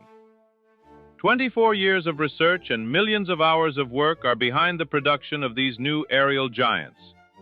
The designers, the engineers, and many other men working with Northrop aircraft have long had this dream and have turned it into a reality, the flying wing.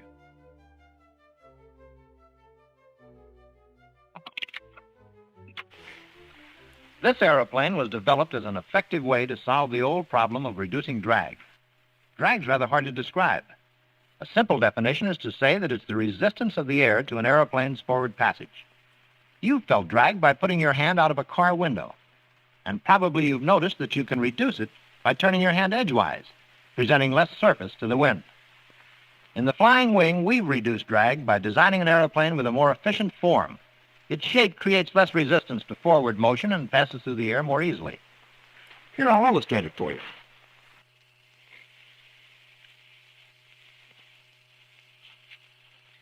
Primitive man used a sled to transport loads greater than he could carry. This sled rubbed on the ground, just as aeroplanes rub against the air. It took sheer power to overcome the friction or drag of this conveyance. The larger the sled, the more drag surface it presented, and consequently the more power was required to overcome this drag. The logical solution lay in reducing drag to a minimum. So man developed the wheel, which permitted transportation of equal loads with greatly reduced power, or increased the loads and speed with the same amount of power. Since the beginning, aviation design has been confronted with much the same problem as was primitive man.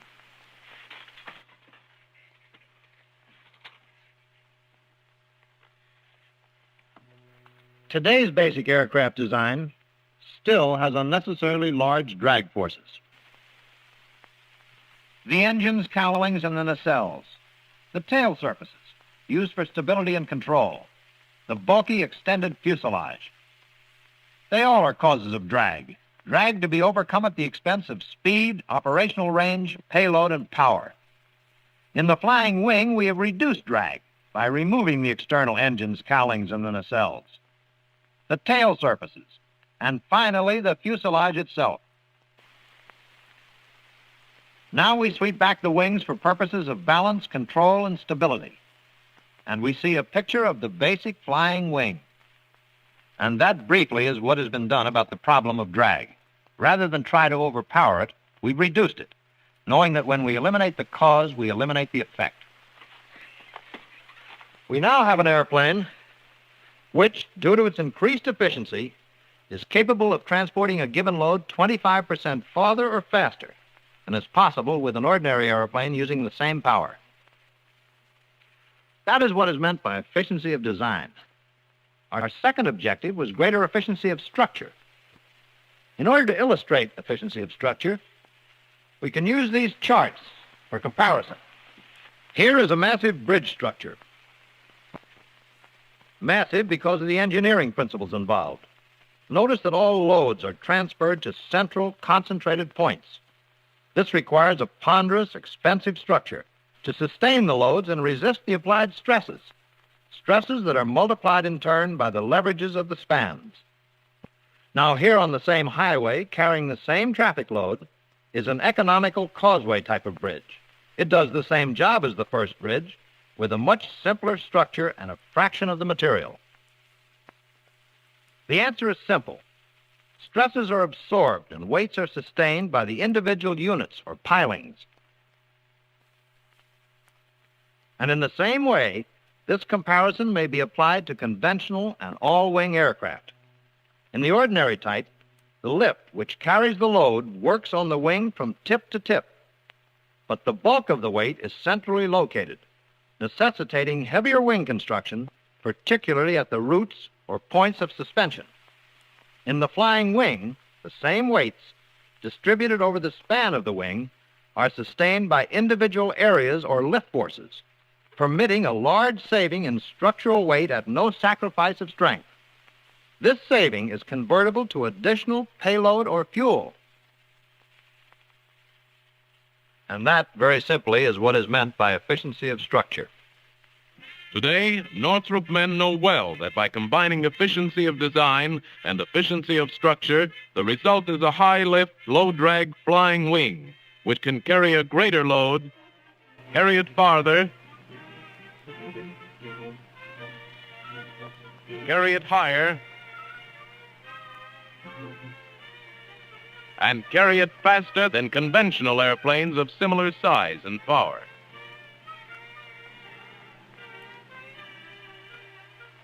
At far-flung bases and remote corners of the globe, large hangars to house big airplanes are usually hard to find. When these planes are repaired and maintained, the men must work in the open, often in bitter weather, which slows them down and makes the task far more difficult and costly in time and money. But not the flying wing. To shelter the wing requires only a small and modest structure, hardly more than a large Quonset. Placed on dollies, the wing can be trundled sideways into its hangar, a hangar that is small, economical, and easily constructed. As easy to maintain as it is to house, the flying wing is built low to the ground and can be easily serviced. Short ladders or low platforms available at any airport are all that are required to reach almost any part of even a large flying wing. Where outdoor storage is necessary, especially during cold weather, this is a great aid when all surfaces must be cleared of ice or snow prior to takeoff. With these additional advantages, it is little wonder that forward-thinking aviation experts already are envisioning the day when giant flying wing transports will enable world air travelers to fly faster and farther at reduced fares in a degree of comfort surpassing the most modern ocean liner. Tailless folly, I call it. Well, sounds as if someone has an opinion on the flying wing. Now I ask you, who ever heard of airplanes without tails? Birds have tails, haven't they? If they didn't need them, they wouldn't have them. Flying wings. Huh. Now there's a real expert, an authority on any subject. His ancestors were all authorities, too. For instance? Steamboats. Ah, it's ridiculous. Who ever heard of a boat without sails? Fulton's folly, I called it. Steam trains. Ah, it's ridiculous. Who ever heard of cars without horses? 18 miles an hour, they say. They're flying machines. Ah, it's ridiculous. Who ever heard of a man flying? Never be practical. Who ever heard of an airplane without a tail? No stability, I tell you. Won't be able to fly. They'll never get that thing off the ground. They should have asked me. I've studied a little bit about airplanes.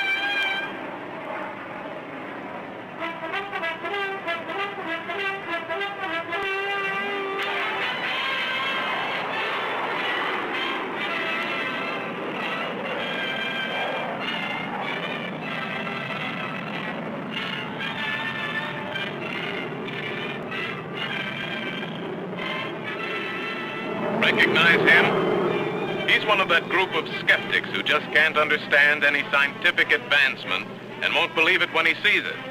An open mind and a little inquiry would disclose the fact that the engineers haven't changed the basic principles of stability at all in building the wing. They've merely arranged the control surfaces in a different manner, in a form our skeptic doesn't recognize, thereby reducing drag by eliminating the tail surfaces and the fuselage that supports them. Yes, it's just about that simple and logical. Remember as a youngster when you seesawed on a plank? Sometimes there was a heavier boy on the other end, and you had to move out further to establish a balance. With both of you at the ends, your little brother had quite a time moving the plank. But once in balance, you could both move in and out proportionately to maintain that balance. And when you were close to the pivot, little brother could swing you lots easier than when you were out at the end. Now the airplane is balanced about its center of gravity in the same way as the seesaw was on its pivot. And when all of its weight is concentrated close to the center of gravity, as it is in the flying wing, the size of the tail can be reduced or moved much closer to the wing, and the same degree of stability and control will be retained. Here is the top view of an ordinary airplane, and this is what the skeptic failed to investigate. If the load usually spread out the length of the fuselage is carried in the wing close to the center of gravity, then the fuselage can be removed and the tail moved up close to the wing. Now, the tail has much less work to do and therefore requires a shorter moment arm. Swept back or V-shaped wings are coming into general use even on conventional planes because of their recognized advantages in the reduction of drag at high speed. Thus, the wing is simply swept back, and one half the tail is combined with each wingtip. All the original elements needed for stability remain completely effective, but over half the drag of the original airplane has been eliminated. Having already discussed efficiency of design, structure, and maintenance, there's but one final point: operation. Extremely important in any aircraft is efficiency of operation. The handling characteristics of the wing are important to the pilot. That's right. Makes a lot of difference if a man who flies a plane likes the way it operates. Because of its stability, ease of handling, and maneuverability, the wing is as simple to fly as a conventional type airplane. Despite its 100-ton gross weight, it still responds to fingertip control pressures. But let's get aboard and I'll show you the inside story.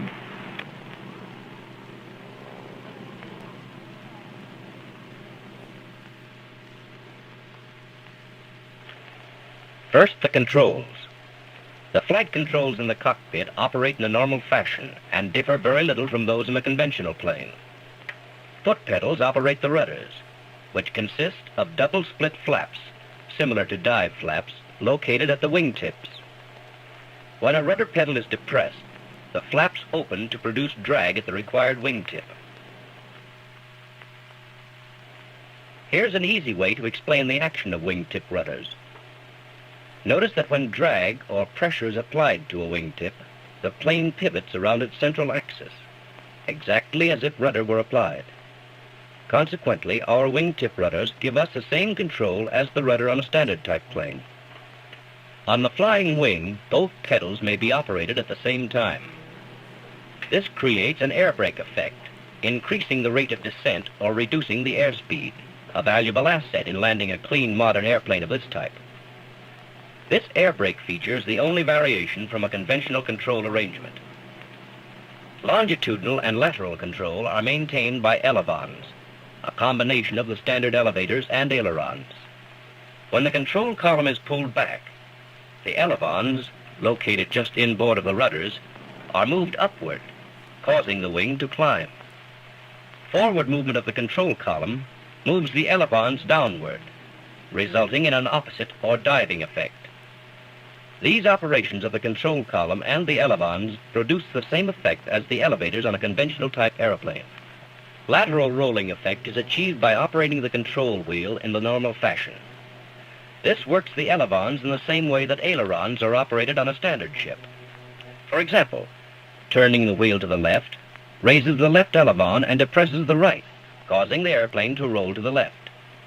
By turning the wheel to the right, the plane will roll to the right. The plane can either climb and turn or dive and turn by using longitudinal and lateral control at the same time.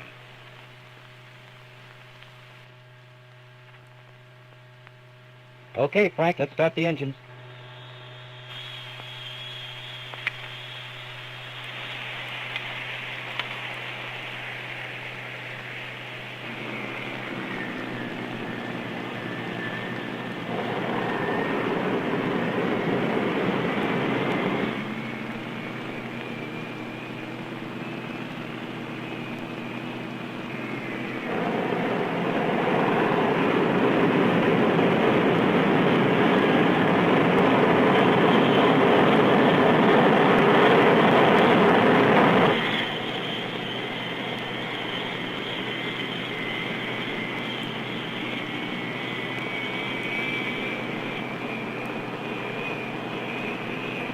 Hello, Tower. This is Air Force 2367. Taxi clearance, please. With its 8 jet engines, the Wing is one of the most powerful planes in the air. Ground handling and taxiing are identical to that of any other large airplane having a steerable nose wheel. This ease of handling simplifies parking and storage operations.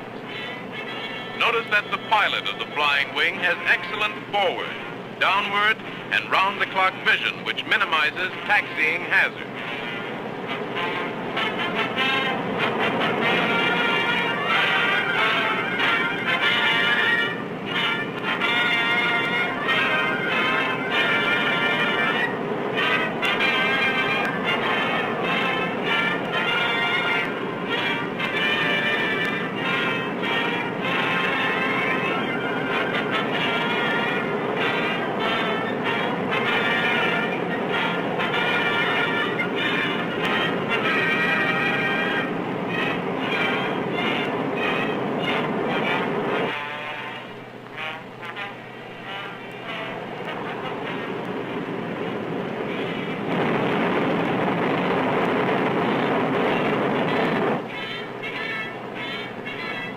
Hello, Tower. This is Air Force 2367, ready for takeoff. Over.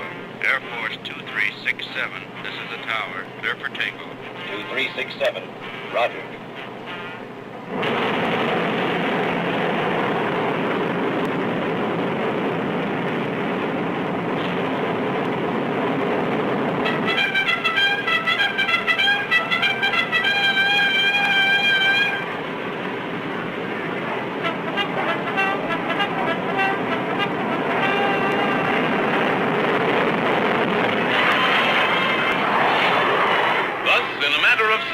This 100-ton giant is airborne.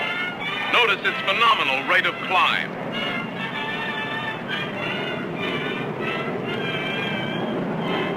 Ease of operation, together with low noise and vibration levels, make long-distance operation almost a pleasure. Because of the pressurized cabin and temperature control, grueling hours of long-range flying can be accomplished with a minimum of pilot fatigue, even at altitudes above 40,000 feet. As pilots know, the Flying Wing is an easy plane to handle. When the rudder pedal is depressed, drag is induced by the opening of the split rudders, and the plane is pulled in that direction.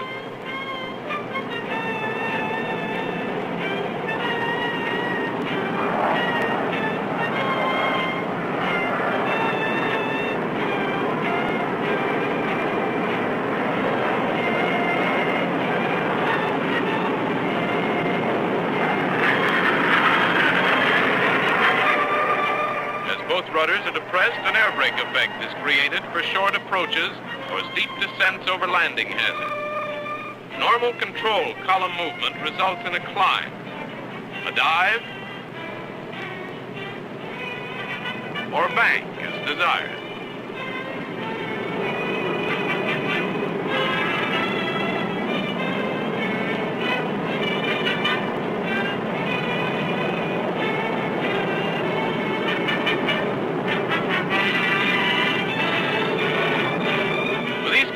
Operated by dual hydraulic systems, plus an electrical standby, the Flying Wing is the most maneuverable large aeroplane in the sky.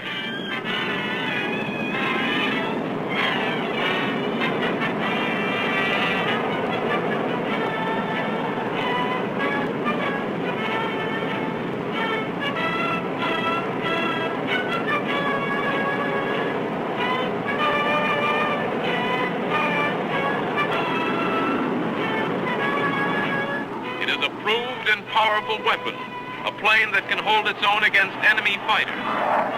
The wing has a small frontal area and profile, making it difficult to hit or to detect with radar.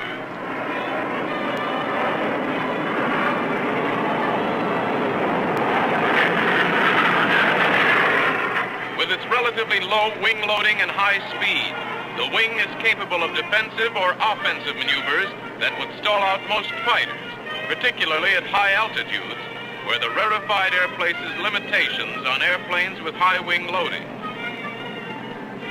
Imagine you're an attacking pilot.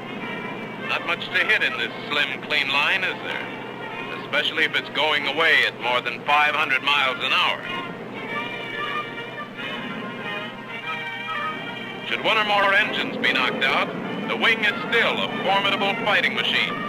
It can be effectively maneuvered by making a slight adjustment in trim. Even with all the engines on one side inoperative, it has good performance, flies easily and efficiently. As a bomber, a long-range high-payload cargo carrier, or a giant passenger transport, the sleek, knife-edge flying wing has as its keynote efficiency. Efficiency of design, efficiency of structure, efficiency of maintenance, and operation. It is the most useful and efficient airplane the world has yet seen. The A-12 would have been a maintenance nightmare. They needed something more stealthy than the planes that they had on the carrier decks for the Navy. And so, in my view, they overreached by getting a overly sophisticated stealth version, and it was going to be a flying wing design. And the flying wing had a bad history in the B-2 bomber. The A-12 program was substantially overcost and behind in schedule. Given the fact that this information was available in all three offices, why was it ignored? I don't know. Well, who would normally get that kind of information? The program office would get it, and would it normally come to your attention? Or Admiral No, sir. Morris, would it come to your attention? No, sir. You never get that kind of information? No, sir. Well, you fellows better get something so the right hand and the left hand knows what's going on. Back before the A-12, the Navy had the A-6E Intruder, which it was using in Vietnam, and it was just getting old, and they decided to replace the airplane. And when they thought about replacing it, the first thought they had was, how do we get through the very dense Soviet radar network? And since the Air Force was working on stealth, the Navy, in somewhat of a competitive mode, decided to have the same thing so that they could also say that they could breach the Soviet radar system. In the beginning of thinking about stealth for the Navy, they came up with some modifications to the A-6 to make it stealthy. And they were so excited about it, they had various companies doing things, one of which was Grumman, and they invited Secretary Lehman to come up and take a look at it. Lehman was ready to take the A-6E, make it an A-6F, which had basically F-15E avionics, which would do the job for the time being, because he felt that was adequate to get through the Russian radar system. He didn't want to get into stealth until it was proven by all of the other programs that were underway at the time, which were the F-117, the B-2, and the Navy's version of the F-22. And until and if stealth was a proven commodity, then and only then did he want to dump Navy money into it. And Lehman's comment to me was that it looked like putting fins on a dump truck, and there was no way it was going to make it stealthy, that the Navy would indeed have to go back to the drawing board and start from scratch. I was on the aircraft carrier John F. Kennedy for 7.5 months, and I flew in every plane on the deck, and the A-6 had an extra seat most of the time because they were used for refueling. KA-6B was the designation. The carrier is designed a certain way to accommodate rectangular airplanes on its flight deck. And for instance, the A-6 you'll see on a carrier, the A-6 has its tail out over the water. Well, a flying wing, you can't do that. And so they kind of fouled up the air boss, who kept trying to figure out how to park this if they ever did get it to fly. And as you know, it didn't fly, and it was just a model, and it never was flight tested. In my view, they were over-ambitious with the design, they were over-ambitious with the technical details, and they had more expectations from the stealth than proved realistic. And the big problem with the Navy plane when you land at 80 miles an hour on a carrier deck at full power, because if you miss one of the 4 wires stretched across the deck, you have to be ready to take off again and try landing one more time on the Navy aircraft carrier. So it takes a very strong airplane, and they used to call the F-14 a product of Grumman Iron Works because it was so rugged it could handle the stress of being in a crash landing, basically. Well, over the years, the Navy has used the fact that an airplane has to be navalized in order to fly off of a carrier, predominantly because it has to be able to catch a tailhook when it lands, and it needs extra structure and some other things as far as clearance and many other modifications that the Navy deems necessary. However, whenever the Navy wants a plane, it'll waive as many of those as it wants. And when it doesn't want a plane, it uses the fact that it's not navalized as the reason. And so the Navy said, no, we need our own airplanes, which is what happened in the F-16s. They navalized the YF-17 and it became renamed as the F-18. The idea of putting an A-12 on an aircraft carrier ignores the realities of what it's like to have maintenance of airplanes on an aircraft carrier. The seawater gets into cracks on the plane. The sailors are forever sanding and patching up the skins of existing airplanes. And the stealth, if the B-2 is any example where they can't leave it out in the rain, for instance, the stealth flying wing of an A-12 would just be a nightmare, be a headache for the maintenance people. And most people don't know this, but sailors are okay, they're great, they work their tails off out on aircraft carriers, but they're not technically astute enough to maintain the testing equipment needed for an aircraft carrier, the planes it has about 80 planes. So what do? They bring technicians along, civilian technicians, they call them tech reps. And the good question would be, how could we go to war, for instance, if the civilian tech rep says, I'm not going? You couldn't tune up the airplanes, you couldn't tune up the engines. I had a major general who was retired tell me that if you think the Pentagon is a place for making war plans, you're mistaken. That the real purpose of the Pentagon is to fight for budget share. So the whole thing is this big dance. Do we get our percentage that we typically get? So when the Navy saw the Air Force starting to get all these stealth airplanes, of course it became very jealous because it could see that its role was going to diminish. So it wanted to come up with a stealth airplane. And that's exactly why they wanted to put stealth on the A-6. The Navy issued a contract to two competitors, General Dynamics teaming with McDonnell Douglas, and then Northrop. They said it will be for a $4.8 billion with a B dollar fixed price contract to build some 10 or 12, I can't remember the actual number, of airplanes in a research and development contract. They said, these are the prices, this is what it's going to cost, this is what we're willing to pay for it, etc. At no time did Northrop ever agree to build it for that price.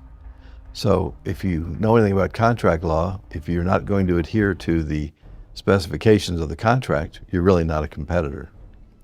And to keep the charade going that there really was a competition, the Navy kept Northrop in the competition so that McDonnell Douglas and GD would think there was a real competition, which of course is a violation of a lot of things. So there was a charade from the beginning. But in January of 1988, the Navy issued a fixed price contract to the team of McDonnell Douglas and General Dynamics. So there was a charade from the beginning. General Dynamics did all the design work. McDonnell Douglas was in it just for the navalized aspects of it. Not to say they didn't know anything about stealth, but GD was way down the line in terms of development. The contract began in January, and in March of '89, a year or so later, Dick Cheney came in the Pentagon as the Secretary of Defense. When the A-12 was being designed, the Air Force did some simulation, and they nicknamed it Bright Star because they said it was so unstealthy. In fact, former Undersecretary of Defense Kaminsky said in one of his depositions that one of the objections to the trailing edge of the airplane was that when you irradiated a shape like that, which was the Dorito, the triangular shape, you get a bloom coming back over the top of the airplane, which lights up the radar. So he said it was really not the proper design, and that's why on the B-2 and on the competitor from Northrop to the A-12, internally called by some A-11, it had a jagged edge, a sort of a sawtooth trailing edge, so that the thing wouldn't have the problems that Kaminsky mentioned. One of the events that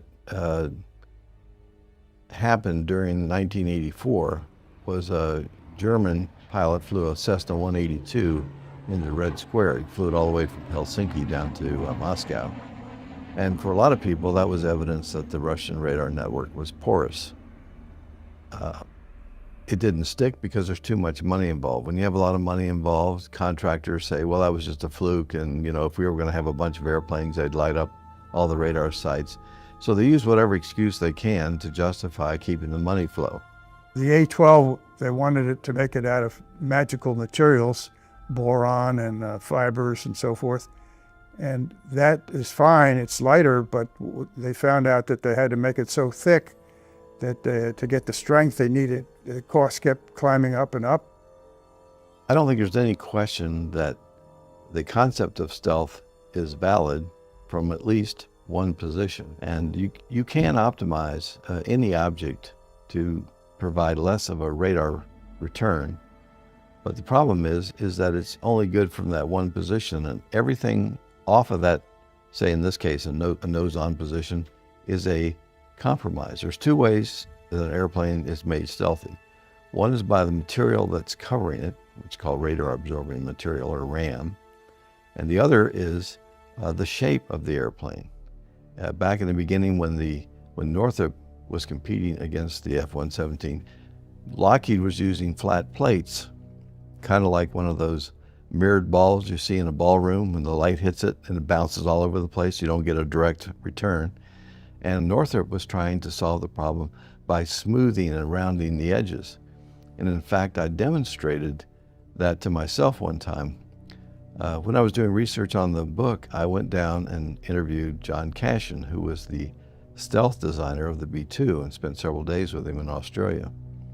And when I came back, I had a laser gun, which I was using in a Radio Shack, and I was putting the laser all over the store, and I once hit some very curvaceous coverings for what was obviously a boombox speaker setup in the back of a truck. And while the laser was giving me a return wherever I went all over the store, regardless of color or anything else, when I hit this boombox, which had very compound curves on it, the spot completely disappeared. And so I called up Cashin in Australia and I said, hey, I just had an interesting experience today. And he said, you just broke the code. Problem is, you can't break the code from all positions. So if you want to make the bottom of the airplane stealthy, then something's going to give on the top and vice versa. So it depends on you're coming in low or you're coming in high. So stealth is always a compromise. If you want to think about how radar absorbing material works, think of a flashlight, but that only has one color. So the flashlight, let's say it's red, and let's say your airplane is white. Well, if you put a red flashlight on a white airplane, you're going to see it. But what if the airplane is covered with, let's say, velvet that's red, same color as the flashlight? You put the flashlight on it, it's gone. You don't see, there's no reflection. So those two things combined can make an airplane less able to be seen. The F-117 came before anybody else. It actually made its first flight before the A-12 program began. So it came first, then the F-117 prototypes came along while the A-12 was in its formative years. But the F-117 was the first manned stealth aircraft for the U.S. The F-117 in Serbia had a higher loss rate than the F-16 flying in equally dangerous areas. the F-117, one of them got shot down, which made all the news. What didn't make the news was one of them was shot up so badly it limped back home, never to fly again during the war. So even with one shot down, it would have a higher loss rate than the F-16 because the F-16s flew a lot more sorties. So a friend of mine went over and interviewed a general after this first shoot down happened. And when he interviewed the general, he brought up the second one, and the general said, "I don't want to talk about it." So there's no question in my mind that it happened. I've had it confirmed many different ways. Stealth is a concept that's better in the laboratory than it is in actuality. Now, what are you going to do to drop a bomb on Russia? You've got a stealth shape, so you're going to open the bomb doors, right? And that's going to give away your position to any basic radar. So I always thought the stealth feature was too expensive for what you got in return. And it's not really invisible. That's a myth. A stealth airplane can be seen on radar if it's close enough.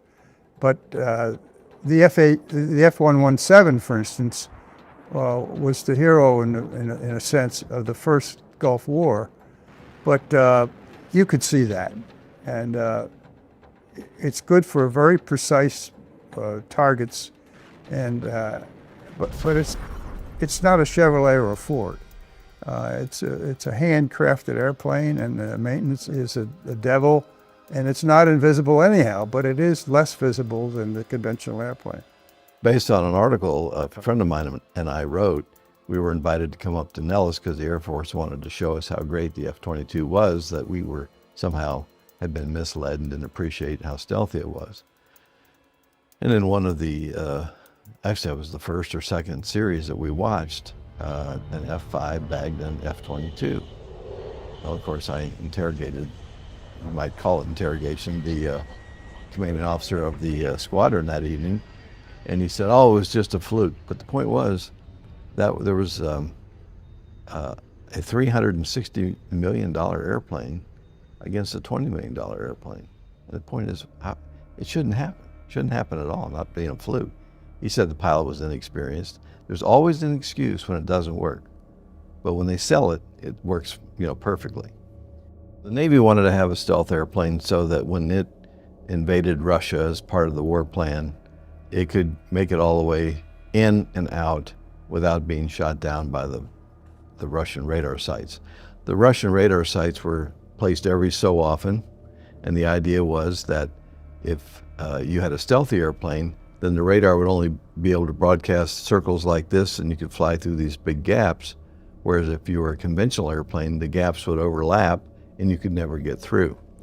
Now, Secretary Lehman disagreed with that because he said he had flown in A-6s up in the desert where we had captured Soviet radars, and he said we demonstrated, or the Navy demonstrated to his satisfaction, that we could penetrate the Russian radar. Furthermore, the Russians had all these airplanes rusting all over the place, and ships, so it was clear the Russians couldn't afford to build up more densely populated radar sites, so he thought it was not necessary. The Navy did not have a new airplane, so to speak, so the A-12 was going to be all the bells and whistles that the Air Force was putting in the F-22. Problem is this, that the cost of the F-22 per airplane, counting research and development, is $350 million for one airplane. That means you're in a death spiral on procurement. You can't buy enough of them, no matter how high the Pentagon budget gets, and it's already about $1 trillion a year if you count what it costs for Homeland Defense and what it costs to build nuclear bombs. $1 trillion is more like it than $700 billion. Anyhow, point of story is that you can't have an airplane do everything, even though McNamara tried it with the F-111, which was the TFX. He wanted to be able to bomb, dogfight, have the Air Force buy it, the Navy buy it, the Marine Corps buy it. And specialized roles mean specialized airplanes. And the idea of asking one airplane to do everything just has never proven out. Not practical.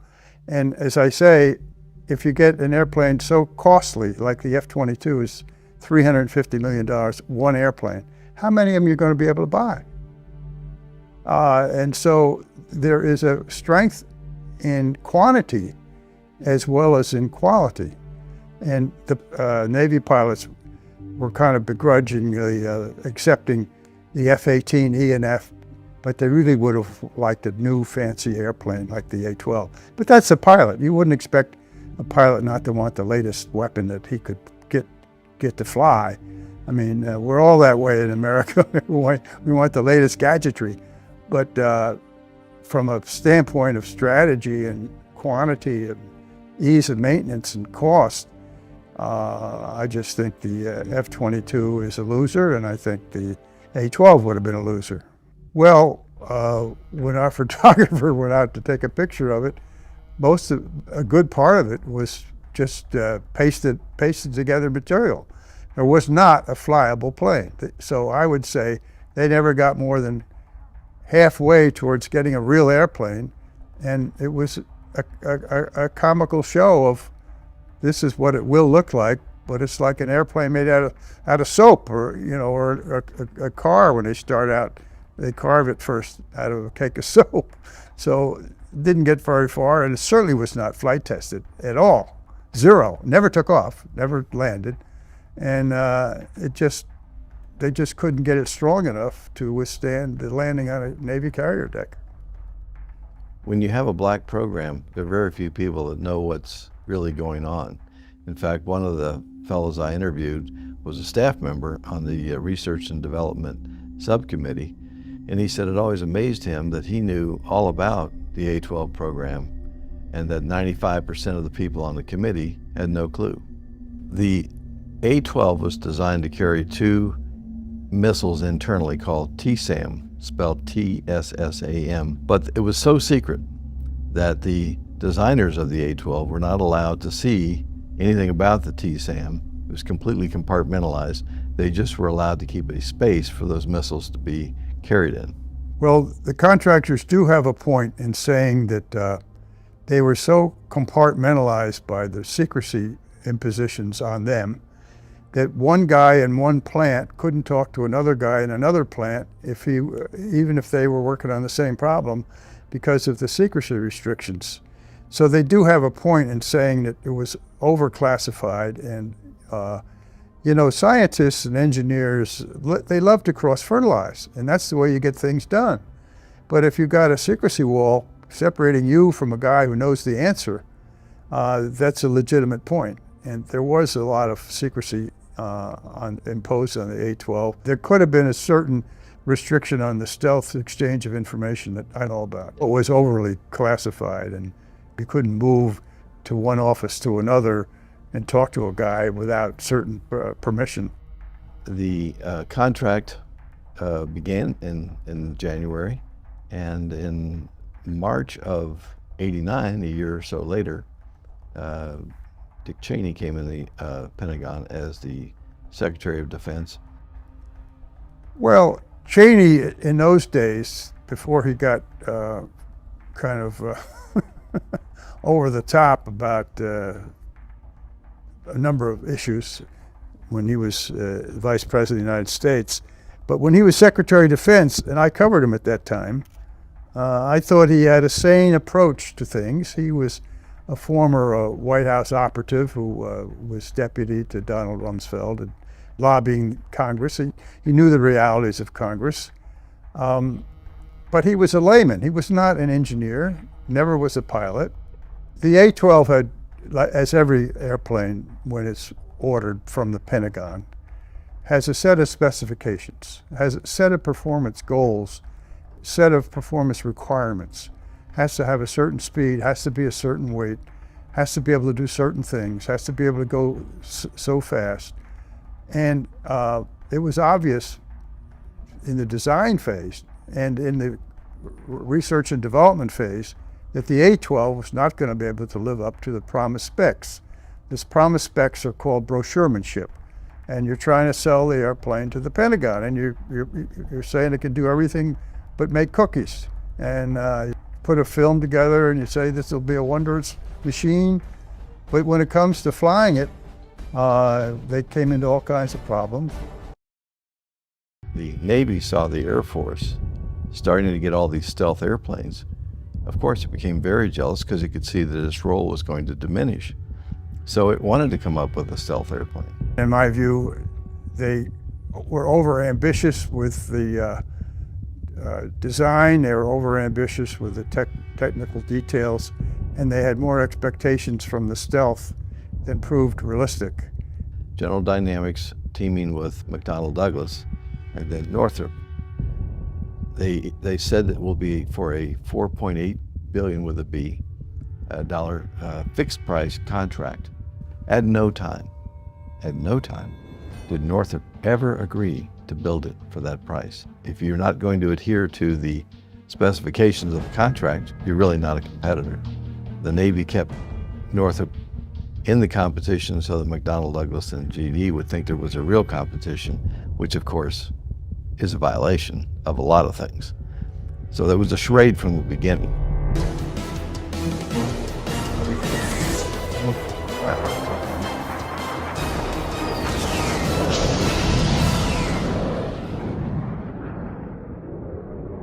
By the fall of 1989, the A-12 was exhibiting weight, schedule, and cost problems. So in the fall of '89, after the Berlin Wall fell, Dick Cheney issued a memorandum asking for people to contribute information to what he called the Major Aircraft Review. He wanted to go up and talk to Congress, since he was a former congressman himself, in April of 1990 and say, here's the state of the contract. Dick Cheney issued a memorandum asking for people to contribute to a presentation he wanted to make the following April 1990, April 26th to be exact. And he asked for these contributors, and it took several months, and people would contribute information. And about a month before he made his presentation, he got 4 warnings in writing and verbally that the A-12 was a problem. One of them was a briefing, oral briefing, said it was $1 billion over budget. And since it was a fixed price program, it meant that GD and Mac would have to pay for that. Cheney has no recollection of that meeting. And according to his Undersecretary of Defense, when I told him that Cheney said he had no recollection, he said, well, that's impossible. Well, I think that the merchants of death out there oversold the A-12, and they said they could deliver on this product, which was very fanciful, and didn't happen. Because that Undersecretary of Defense, John Betty, had written Cheney a memorandum, which also sent to everybody in the upper echelons of the Department of Defense, saying that all the airplane programs that you're going to be briefing on April 26th, the A-12 is the only one I have a problem with. And it was his people that briefed Cheney on it being $1 billion over budget. Whenever there's large amounts of money involved, the Department of Defense has various levels of decision-making, and one of these final decision-making, they all agreed they were going to have a new airplane. The title of my book is called The $5 Billion Misunderstanding. And the reason it's called a misunderstanding is because half the room left thinking it was going to be a new airplane, which was code for stealth, and the other half thought it was going to be an upgraded airplane like the A6F. Dick Cheney had lots of warnings about the A-12 being a problem, and then when he testified in front of Congress on April 26, he said the A-12 has been well handled to this point. I think the reason that the A-12 was pushed was not so they'd have something that would be a miniature B-2 stealth bomber, for instance. It was more the contractors promising more than they could deliver. And the costs also went skyrocketing. When Cheney decided to terminate the A-12, he called in the Navy and gave them a sort of last chance to tell him why he shouldn't terminate it. They made their arguments, and Cheney decided to terminate the contract. There was an A-12 program, but the only thing that was in the A-12 program was this contract. So in a sense, you don't terminate a program for default, you can only terminate a contract for default. He didn't say, I'm terminating the contract for default. He said, I'm terminating the A-12. And he later acknowledged it was for the contract. He then turned the responsibility over to the Navy's contracting officer, and that officer had a choice between termination for default or termination for the convenience of the government. In one case, the contractor would be paid, and so would the subs, and in the other case, they get nothing. He being the contracting officer, felt that to let the contractors be paid would be a windfall and was not in the best interest of the government. He wanted to continue the program because he knew how desperately the Navy wanted it. There are several investigations about the A-12 program that happened over the summer of 1990. In July of 1990, Cheney issued a letter to the Senate Majority Leader asking for more money for the A-12. He was denied the money. And from that point on, Cheney and his group of leaders did everything they could to justify the cancellation of the A-12. Remember, they had a war coming up in January of 91, which was against Iraq. So they were looking for money anywhere they could find it. So Cheney canceled the contract, and the Navy implemented the cancellation.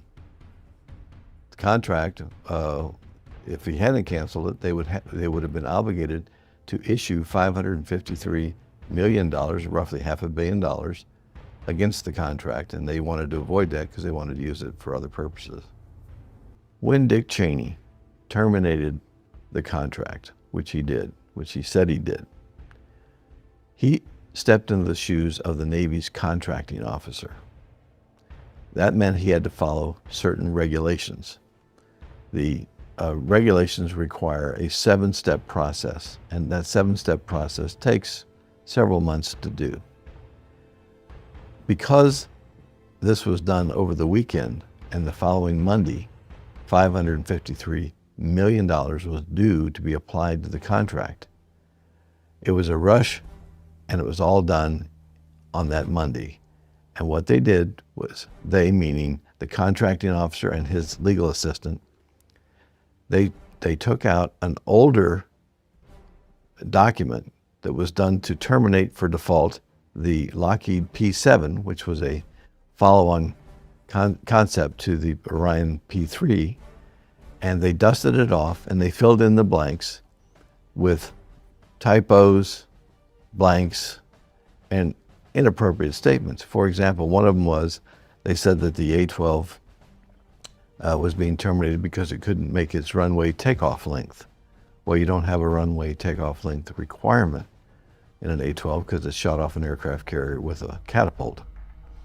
And when she was interviewed, this was Peg Olson, when she was interviewed in trial, the attorney asked her, well, now, Miss Olson, isn't it reasonable to say that with the slightest amount of review you would have caught these? And she said yes. And the attorney told me it was one of the most sophomoric pieces of work he'd ever seen. So that is what Cheney should have done but didn't do when he terminated the contract for default. He terminated it. Well, it's not really fair to say he terminated it for default. He terminated the contract, and the Navy's contracting officer, acting as a pencil, terminated it for default. But that was just fulfilling Cheney's wishes, because if you didn't terminate it for default, you'd have to pay out all the money. And that's what they were trying to avoid, because the war was coming up in just a few weeks. Cheney made false statements to the Congress because he said that no one could tell him how much the airplane was going to cost, which is why he terminated the contract. When he made that statement, which was about 6 weeks after he had done it, I guess he had forgotten that he was told the day he canceled the contract a very precise number, $7.5 billion is what it would take to finish the program.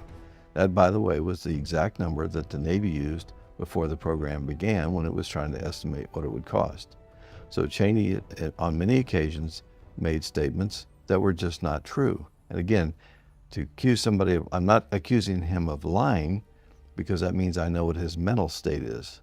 But I can tell you that the statements were false. For example, he wrote a memo to President Bush, the first one, and said, my team didn't tell me how bad the A-12 program was. Well, he got 4 memos on the A-12 program, verbally or in writing, so he knew exactly what it was. In fact, the guy who told Cheney did you say $1 billion overrun? And Cheney, and the guy answered yes. So Cheney was well briefed on this. So he just must have had some sort of disassociation with what he'd been told to be able to say no one could tell me what it was going to cost. Right after Cheney terminated the contract, of course, that was in January. In June, the contractors filed a lawsuit, June of 1991. Here we're coming up to 2011, that's 20 years. So why did it take so long? Well, the reason it took so long is because the contractors won at the trial level and the government kept appealing. Okay? And in those appeals, you have wins and losses. And in each case, there was either a neutral, send it back to the trial for more clarification, or the government won. So finally, the contractors are appealing to the U.S. Supreme Court on one of about 20 reasons. What happens in a contract when people sue each other? They start coming up with excuses. Well, you didn't do this or you didn't do that. So there were a bunch of reasons that the contractor cited as to why they were unable to fulfill the contract, most of which I felt were legitimate. So they get to the Supreme Court and they take out what they think is their best shot, and that was the State Secrets Act. Essentially, the State Secrets Act says this: in order for us, the government, to defend ourselves, we would have to divulge information that is so secret it would harm the country. And therefore, we are not going to proceed. Now, according to the legal advice I've been told, the government's perfectly at liberty to do that. But if they take that position, then they have to pay the contractors.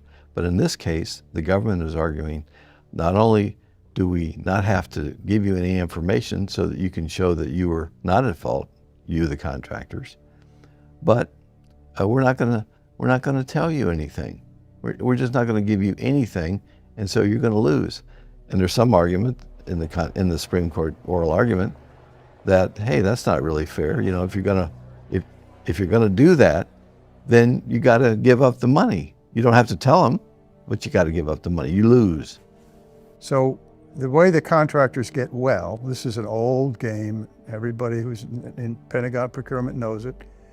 They say, well, you changed 1,000 things on this airplane, and we're going to charge you for each one of those changes. That's how they get well. That's how they make money.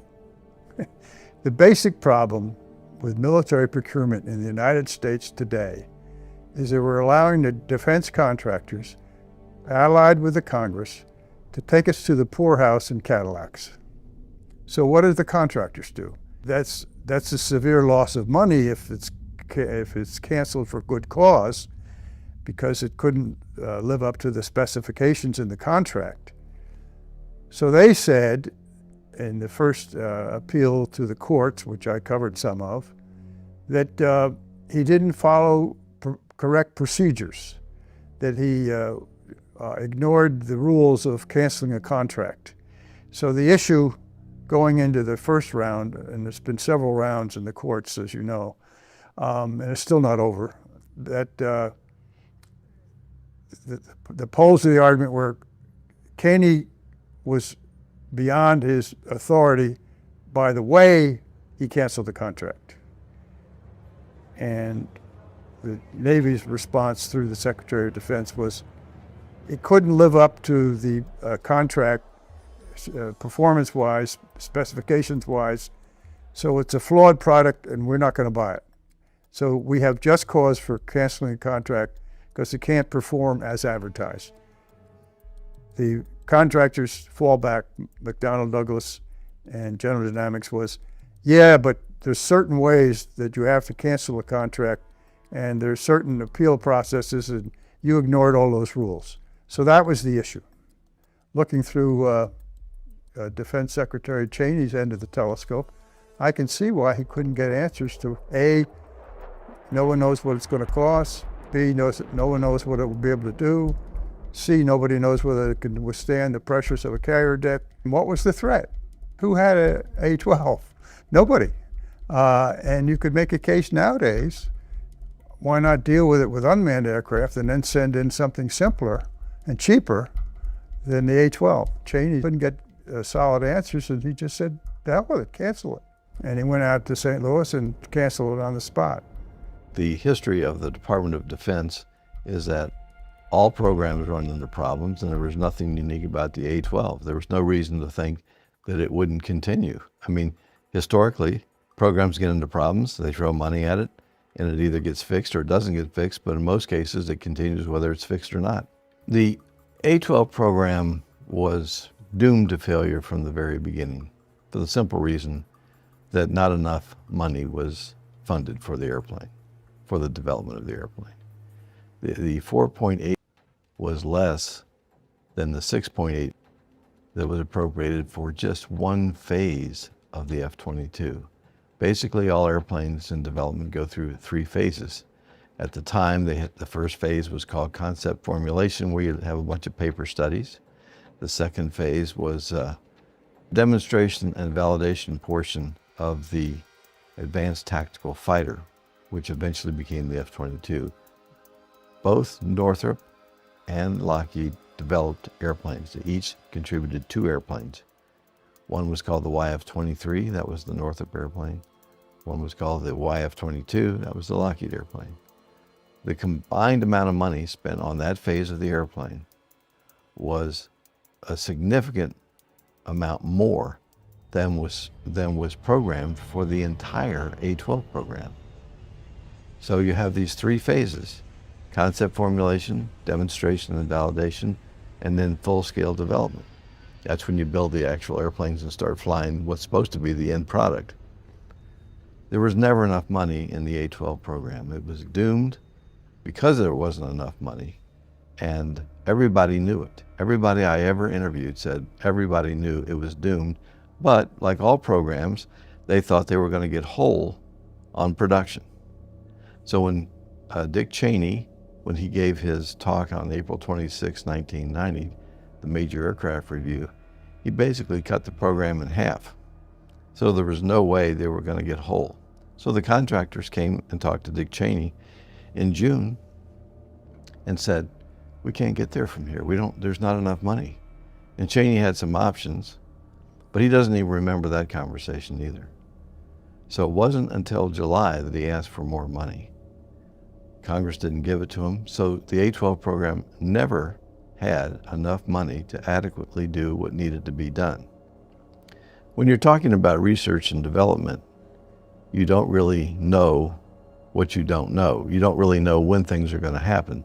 So if you came to me and said, how much would I charge to do something I had never done before, I'd say, I don't know, I'll just bill you hourly until I get there. A friend of mine once said, inspirations come, but not on schedule. So that's what Tom Jones told me when I interviewed him about his part of the A-12 competition. He said, we built stealth airplanes. We knew what the problems were. We knew that you can never make a fixed price contract for a research and development airplane because you don't know. So he thought it was just ludicrous. So that's why he made his so expensive that they were never really considered a competitor, because he didn't want to end up losing money. So he essentially converted his proposal from fixed price to a cost plus. And that's why the A-12 was never going to be built, because it didn't have enough money in the first place. If you look at the F-22 program, you had the middle phase, the demonstration and validation. That was probably 20 or 30% more than the whole A-12 program. And since then, they spent probably in today's dollars, 15 or 20 billion dollars. The A-12 program was premised on the fact that the Air Force was going to share information with the Navy. That was done in 2 ways. One, it was in the specification, which was incorporated into the contract, that the Air Force would give the information. And secondly, there was a memorandum of understanding between the Secretary of the Air Force and the Secretary of the Navy that they would share information. That information was never shared. It was asked for many times. It was never forthcoming. So that meant that the contractors who had never been cleared into any stealth programs were not able to use, if they had some personal knowledge about stealth, they were not able to use it because they had to justify the basis on which they were building the airplane. So it would be kind of like a blind man trying to tell you what the inside of a cave looked like, and you can't touch the walls. There's just no way to figure out how to do it. So they ran down a bunch of blind alleys, but towards the end, they actually started getting closer and closer. There is a duty, according to many of the lawyers that I've talked to on the program, a famous case called Helene Curtis, that says that a government can not remain silent and allow a contractor to enter into a ruinous course when the government has the information. They have a duty to share it, and when the judge in the first trial looked at the contract, he said, you have a duty to share it based on the specification. Never happened. Well, just to back up on the realities of contracting, when Robert S. McNamara came to office at the Pentagon as Secretary of Defense in 1961, there was a competition for what was then called the Tactical Fighter Experimental, TFX, which became the F-111. And they had 3 separate competitions for the first time.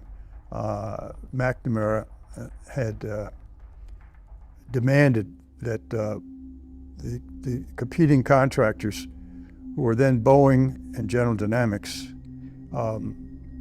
share each other's information after every competition of those 3 different awards, the 3 different competitions. And so it's standard practice that once you're bidding for a government contract and you have some technical information that would help your competitor, the Pentagon has the right under most contracts to tell X what Y knows that he doesn't know. And so it would be unusual for a contract where taxpayers' money is being spent for the F-1117 people not be able to talk to the A-12 people. But it could have been. I don't know that for a fact. But the standard practice is you share information because it's all owned by the government. The reason that the Air Force did not share the information, in my opinion and the opinion of many other people, is that we're back to the budget share problem. The Air Force, missions and budget share. The Air Force wants to have it all. The Navy wants to have it all. Anybody who doubts this, all they have to do is go back and look at the carrier battles back in right after World War II. The Air Force said, you don't need to give money to the Navy because with our B-36 that's coming online, we can drop nuclear bombs all over the world at a moment's notice, so the Navy is irrelevant. The Navy, on the other hand, argued, well, you may not always want to eviscerate your enemy. You may just want to kick him in the toe, and that's when you need the aircraft carrier. So there's always been this rivalry and jealousy between the services, and they guard, like you can't believe, their budgets, and they will not do anything to cooperate with each other. Northrop didn't share their technology with the A-12 team because, after all, it'd be like a competitor sharing with another competitor. They were competitors. So the Air Force didn't want to do it based on just parochial interests, and Northrop wasn't going to share because they're a competitor in the program. First of all, what happens in the real world is contractors have to make a living, right? So they're always trying to sell the better mousetrap. And they're continually promising things they cannot deliver on. They can't deliver on cost, they can't deliver on performance. And the reformers that I respect say, why not have a fly before buy? Why not compete 2 airplanes against each other and see which one is better? Let's forget about all this brochuremanship from the contractors who have a vested interest in selling the airplane. And it's always talked about, but it's never really put into practice. And the specs never are fulfilled. Even the C-17, which is a very popular transport airplane, never lived up to its original specs. Towards the end, when it was clear that the A-12 was not going to stay, the Navy tried to show that it was still a valid concept. And so if you were to sit in those meetings, they were meeting all the goals that the Navy had set up for, not necessarily the first goals that they set in the contract, but the ones the Navy sort of caved in on over time. The Navy wanted this airplane desperately. It was a love-hate relationship. The A-12 program was so secret that When I showed a document to former Vice Admiral Robert Dunn, who was in charge of the aviation operational side in the Navy, I put the document down. He picked the document up, he looked at it, he looked at me, and he looked at it and he looked at me, he looked at it again, and he looked at me, and he said, you know, when I signed this, I never thought it would see the light of day. He said, I should have listened to my good friend, and he named his friend. He said, never sign anything unless you expect to see it on the front page of the Washington Post. And that document that he signed was basically telling someone he wanted to work back channel, that he didn't want to have to divulge this information to the Congress for fear that Congress would shut down the program when it started running into problems in the very beginning. It was in the mind of Herb Fenster, the attorney that represented the A-12 team, or at least the GD component of it. Admiral Dunn's failure to notify the Congress was the single most duplicitous act in the entire A-12 program. At the first trial, the contractors won. And they won because they were suing the Navy, saying that you failed to terminate the contract properly. You failed to follow the 7 steps. The judge agreed, awarded the contractors by changing it from termination for default to a termination for convenience. The Navy said, or should I say, the Justice Department lawyers representing the Navy, they said, well, wait a minute, Judge, we can show egregious default. In other words, they first said, well, there was criminal activity, and the judge says, well, show me the criminal activity. And they said, well, we can't find that, but we can show you egregious behavior, which they call the egregious default trial. So for about a year, that went on. And the only thing that the Navy could show was that the contractors were overweight by 704 pounds. And of course, that was ludicrous because there have been many other programs that have been overweight far more than that are still flying today. The A-12 began life with unappropriated money. What that means is that the prohibition in the Constitution, which says the executive branch cannot spend money unless Congress has approved it, spend it anyway. And the way the Navy got around it was it has a lot of black programs, and it would take these black programs and put it into a big pool, kind of like a winemaker. Instead of going to the Naval Air Systems Command, where the money should have gone, where it was appropriated to, it went to the Naval Supply Systems Command, into a fund. And in that fund, they mixed the money together like they're blending wine, like the French do. And then they would ladle out the money wherever it was needed. And this was found out because there was a label left on some of that money that said it was for another purpose. So that was one of the counts in the ultimate lawsuit. So the unappropriated money doesn't really slow down the military services if they want to violate the law. And it is a felony to violate the law, because Congress in the early 1800s was getting all these bills for things that never approved. So Congress got tired of that and decided to make it a felony. And have you ever heard of anyone being prosecuted for that? I have. Some people ask me, who is the villain in this case? What they don't understand is the way decisions are made in the Department of Defense. Most of these decisions are group decisions. That way, everybody shares the blame, and there's nobody that they can point the finger at. It's this fungibility of responsibility. Nobody's responsible. There was a decision made, which again, each of you have used the word we. Was it put in writing, Admiral Morris? Yes or no? Somewhere you all have used the we, and we're going to find out who we is. And her staff. Whose decision was it to make? Was it your decision? Whose decision was it? Now, in the case of Cheney, he is responsible for canceling the contract just a few months after he said it was well handled, and he asked for more money for it. So the reason he canceled it is obviously not because it wasn't well handled. He'd said it was, unless he was lying. It's not because he didn't because he had the money. He didn't have the money, so he had to make a decision. What am I going to do? So he canceled the program so he could get them out of the picture, get them terminated for default, free up the money for the war. And by the way, right after that, he allowed the contractors to not pay up. They had an agreement in which the contractors could defer paying the $1 billion that they owed, or whatever the amount was, which is unheard of. It's no precedent for it. They still haven't paid any money. They're supposed to pay when you get terminated for default and then come back and collect it. There are the question is, what did the contractors actually deliver? Well, in their contract, there's a whole bunch of line items, and they delivered most all of that. After the contract was terminated, there was a video taken that I saw that showed all the parts that have been made, and you can basically see all the parts for an airplane. You could have put an airplane together with, I would say, almost a complete airplane with all those parts that were there.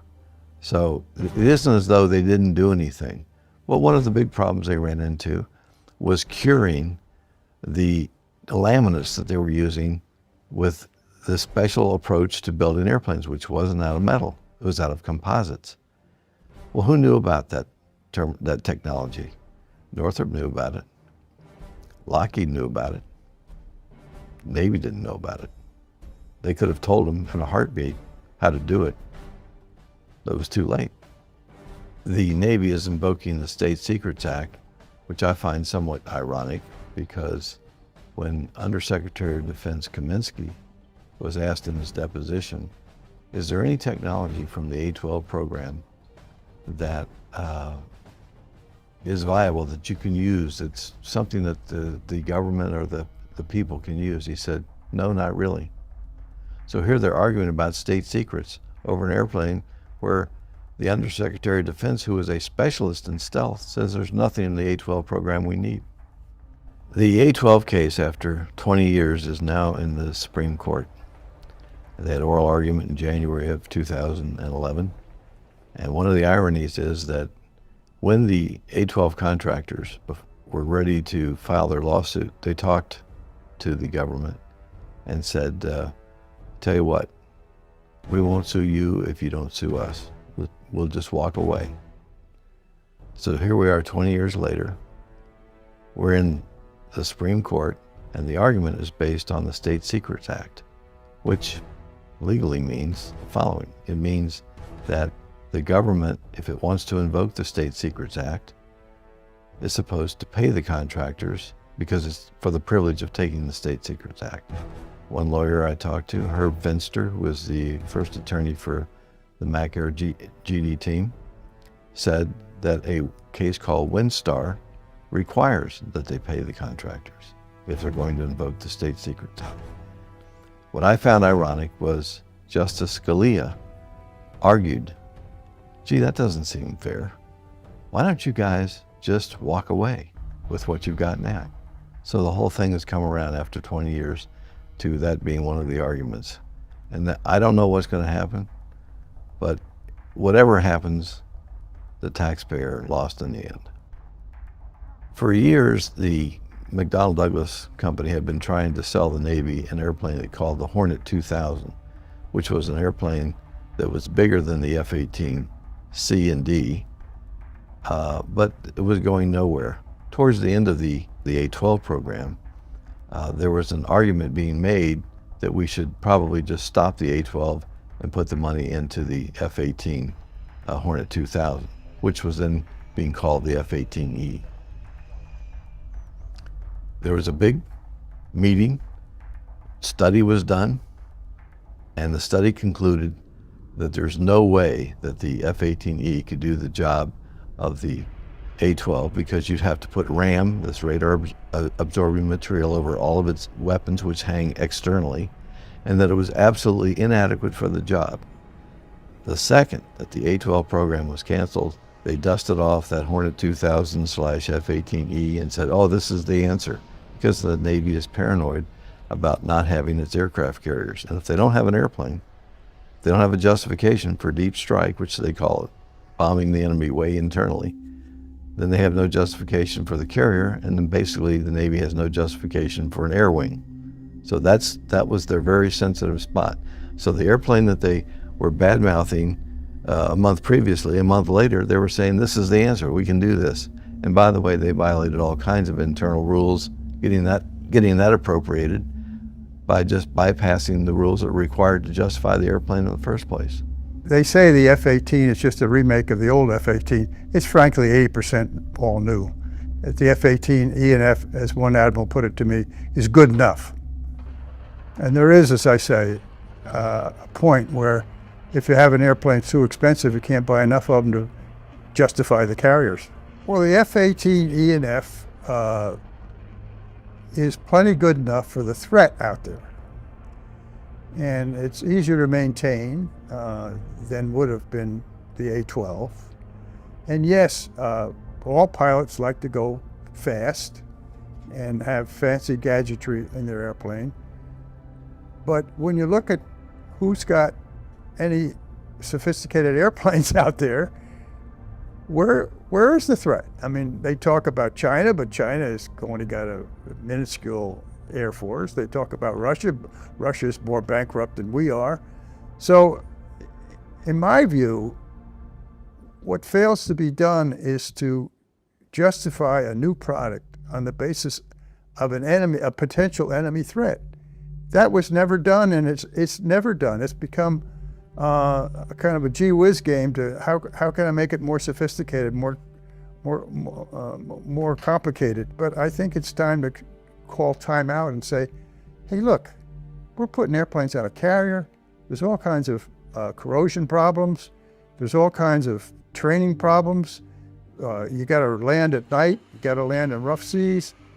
What are we doing here with all this fancy stuff that is marginally important? So, you know, they keep talking about automating carriers, and then they say, well, how do you fight a fire, which is the biggest single threat on an aircraft carrier? You get 5,000 kids on an aircraft carrier, and if something catches fire, it could be very explosive. And so every time they talk automation of a carrier to save money, they always end up saying, well, you need the firefighting capability, so we still got 5,000 people on a carrier. And it's very manpower intensive. It's a human wave attack to run a carrier. And same way with the planes. You've got amateurs out there on the flight deck who are doing very dangerous work, working their tails off 18 hours a day. Let's give these kids a break by making things less complicated. The aircraft carrier is the heart of the naval fleet. And you have to ask yourself the question, though, if you can't afford enough airplanes to justify 11 aircraft carriers, what are you going to put out there? So you're shooting yourself in the foot, in a sense, by having an airplane so expensive you can't afford to buy enough of them to fill up the decks of the carrier. And the present Secretary of Defense in our country, Bob Gates, has said, we've got 11 aircraft carriers and nobody else has more than one. And he made the point that that's a ridiculous ratio, but he said, quote, I'm not crazy. In other words, Congress loves the aircraft carriers too, because the Navy's been lobbying for them forever. And so it's reaching a point of diminishing returns when you have an aircraft carrier which costs $30 to $40 billion. When I first started covering defense, it was $3 billion. And you got a cruise missile which can disable the flight deck, which is all you have to do. You don't have to sink the carrier to put it out of service. I mean, what good is a carrier if it can't deliver ordnance on the target? What good is a carrier if it doesn't have airplanes it can take off? And so all you have to do is use $1 million cruise missile, surface-to-surface cruise missile, to disable the flight deck of a carrier for weeks. So you put it out of action, and what good is it going to do you off Libya, for instance, if they hit it with a surface-to-surface missile? So the whole mix is, to my mind, in need of a strategic review as opposed to this rubber stamping of what we're already doing, which is the quadrennial defense review, which Congress has mandated they do every 4 years. But it's a piece of boilerplate. It just justifies what we're doing. We really need a rigorous review of where we're going on defense. And to save money, I think Obama made a terrible mistake by giving defense a free pass and saying, we're going to cut everything but defense. And then he backed off and said, well, defense is on the table too. But Congress is not going to cut defense budget because A, they don't want to look weak on defense. B, they don't care whether a weapon works right or not, as long as it provides jobs in their home area. So we're in a military-industrial complex that doesn't make sense, in my view. Well, you know, one of the good things that Defense Secretary Robert McNamara did, he proved before Vietnam drowned him and Lyndon Johnson as well, that a dollar put in the civilian economy provides more jobs than a dollar put in a weapon. And that's the way he closed surplus bases. And I think we need to go back to sobering up and stop being on this high-tech binge we're on, A, to save money, and B, to get over the idea that any dollar spent in my home area as a politician is good for me because it promotes jobs. That same dollar put into highways or education would have more of a return. And he sold that concept early on in the 60s, but we've lost sight of it. And the fact that we're spending $1 trillion a year on national defense makes no sense at all to me.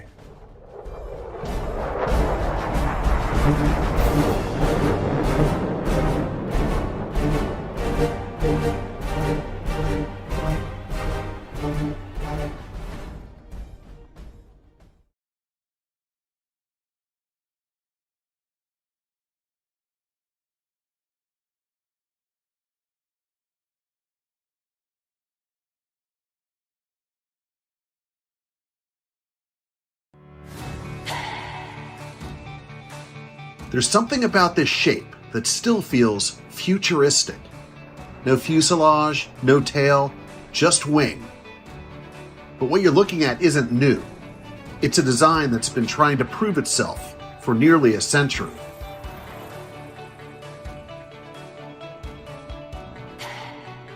This is the Northrop N9M, a small experimental aircraft built to answer a very big question. What if the most efficient airplane was nothing more than a wing?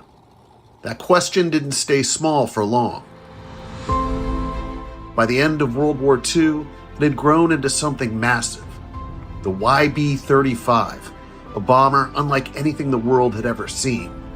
No tail, no compromises, just pure flying wing. And decades later, the idea would finally come of age. The B-2 Spirit, a design once considered radical, now defined the future of air power. Long before stealth bombers were even a dream, a podiatrist named Dr. Cloyd Snyder was chasing an unusual idea, inspired not by bird, but by the shape of a shoe insert.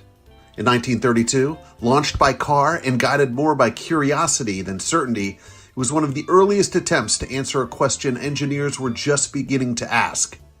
Could an airplane be nothing more than a wing?